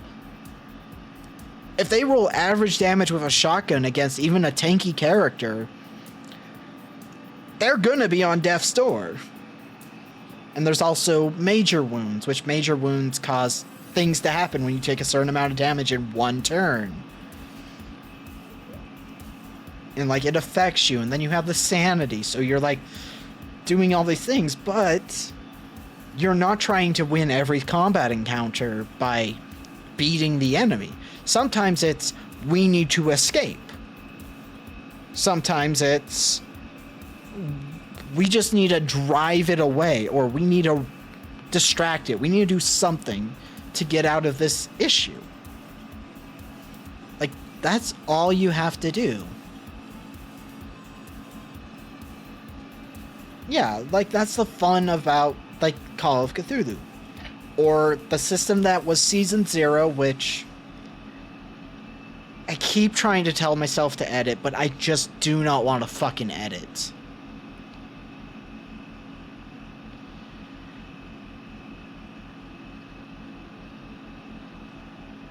So, you know. But Kids on Bikes, we were using version 1 because 2.0 didn't come out until the last 2 or 3 sessions of that season. But that system is, you have 6 stats. They are brawn, grit, fight, flight, charm, and brains. And you assign one of the 6 die that you get in your standard set of die, a D4, a D6, a D8, a D10, a D12, and a D20.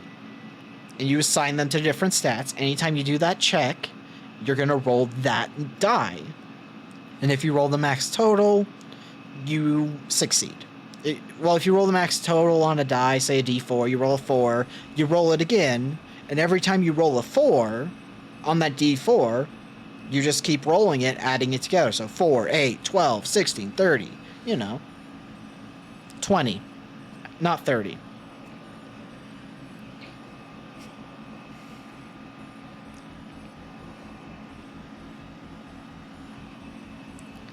Like, part of me is just like, I want to earn just enough extra money that I could be like, hey, how much would it be to edit all of these episodes?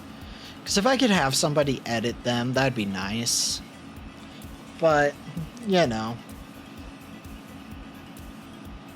like, honestly, if we're being true about it, if anything's going to get traction and start making any money, it's the podcast. It's not going to be streaming. And that's okay.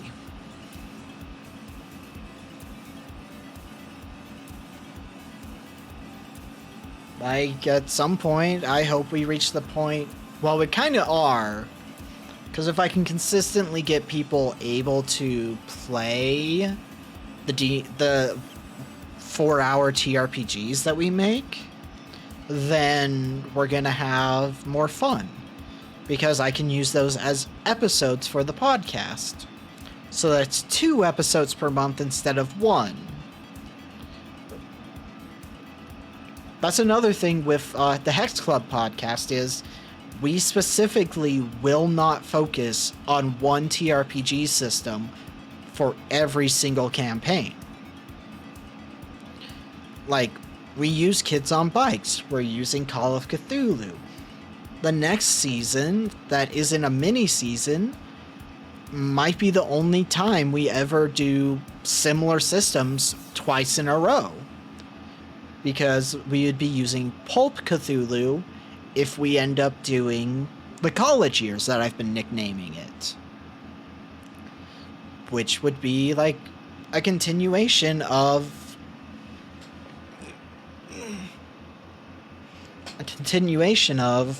season 0, which hasn't come out. Where instead of being high schoolers dealing with a lot of insane shit, they would be college students dealing with the same kind of insane shit.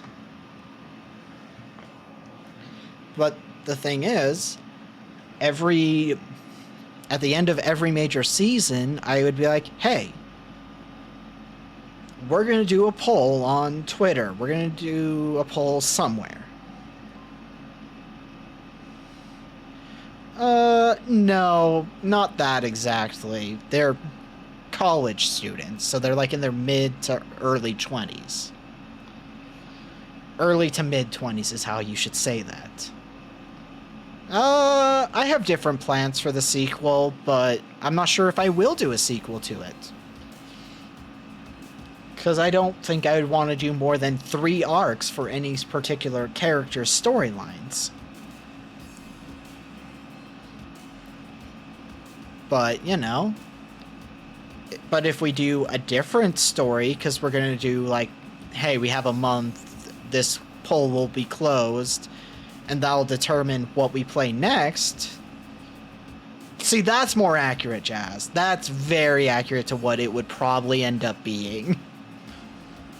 But we do a poll, and it'll always be 2 different TRPGs, like, stories, like, main season stories. I wouldn't tell the system, I would tell the story specifically. Well, I would say the system, but I wouldn't put it in, like, the poll itself. But we have my bullshit, and I say bullshit in a loving, insane way, because I love this idea still. But I have a superhero world that I've called the Heroic Heroes of Hitty, that I so desperately wish I had more time for, because I want to write it so fucking bad. See, that would be very funny. I feel like the Ultimate Eldritch Horror would have to be the CEO or the manager of that specific Amazon. And, like, the good end of the storyline is Amazon gets replaced by a better company that actually respects its workers and gives, like, the appropriate amount of time and resources to them. But,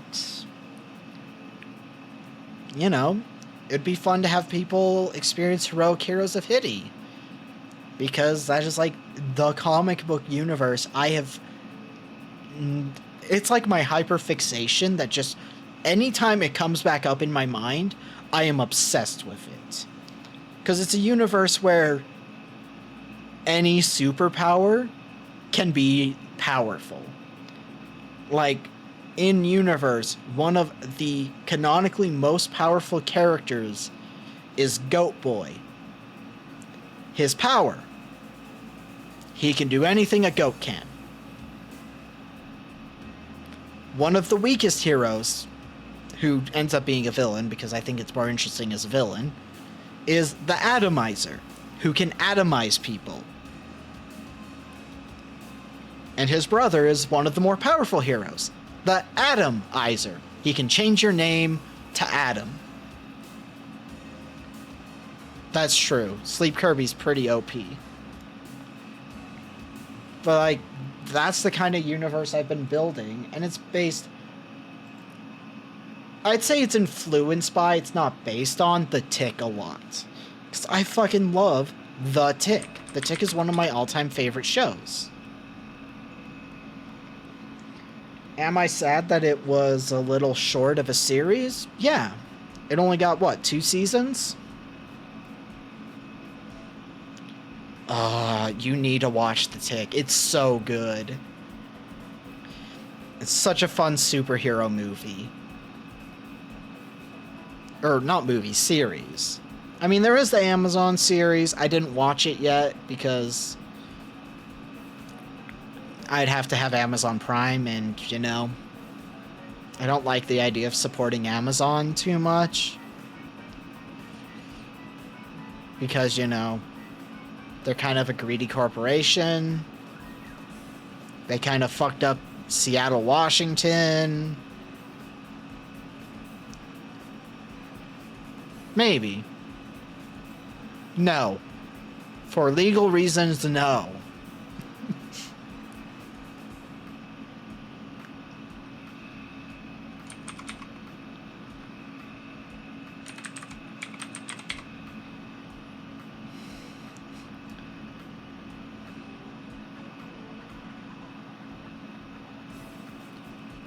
But, you know, I love The Tick. The first two seasons of, well, the only seasons of the animated are great.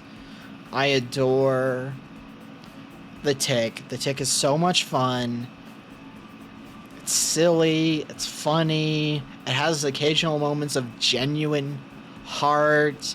It understands emotion of how superheroes are the best when they lead into the emotional storytelling versus the fucking spectacle storytelling that you see in like Marvel movies, which is part of the reason I don't like Marvel movies. They don't have the human element in a lot of Marvel movies that is in the comic books. Like if you read the comic books, there's a lot of human stories in comic books. Like Spider-Man movies, I think have been really shit. Especially, like, I'm talking specifically the... What's his fucking name? Marvel Cinematic Spider-Man. I really hate. Yeah. Because, like, Tobey Maguire in, fucking... You know, Spider-Man 1, 2, and 3. Even though 3 is pretty bad, but... You know... Those movies are so good because of the human element. Like, Spider-Man especially is, like... does its best when it's a human story. It's got, like, heightened stakes and heightened abilities, but it's a human story. Or Captain America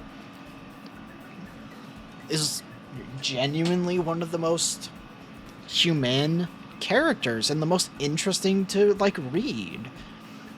Or, obviously, I have to mention Superman. Everybody fucking hates Superman only because nobody has watched a good Superman movie.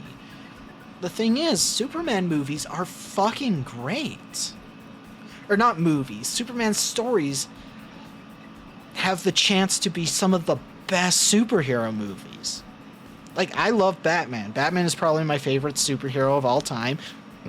Kevin Conroy in the animated series kind of made me fall in love with Batman. I can't really change that. I was a child. Nostalgia plays a huge part in it. It's got film noir vibes, which is one of those, like, top 3 subgenres of movies for me. You know, Batman's awesome. Superman has amazing stories, but he keeps getting people making his movies who hate Superman. Stop letting Zack Snyder make movies. And yes, I don't mean superhero movies. I mean movies in general. Zack Snyder, stop making movies. They're bad. I hate Zack Snyder movies so much.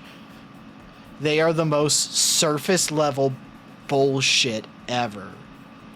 Ugh. Zack Snyder movies piss me off. No, that's it. Zack Snyder is a pretentious asshole who doesn't make good movies.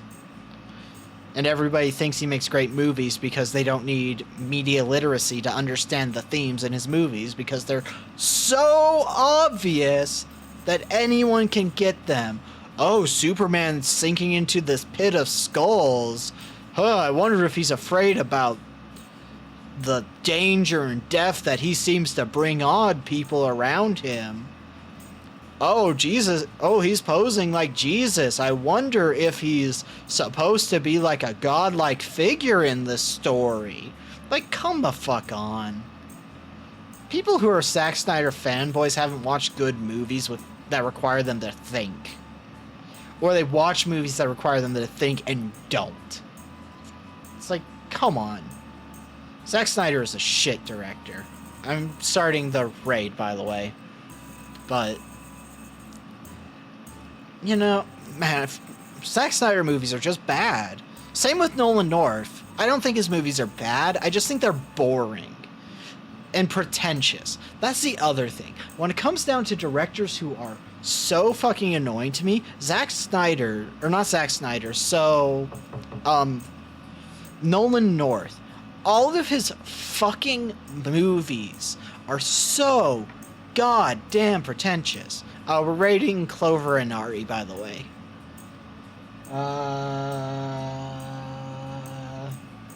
I don't know what While Waiting is, if it's a game or if it's just like a weird category I don't know about.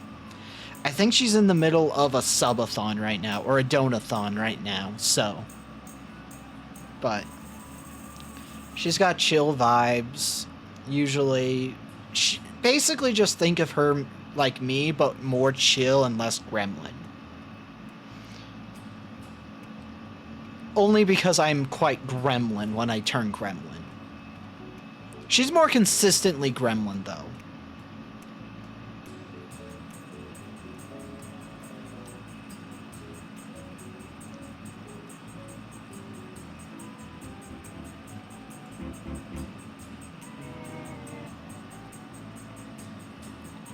Oh, Red's going. Bye.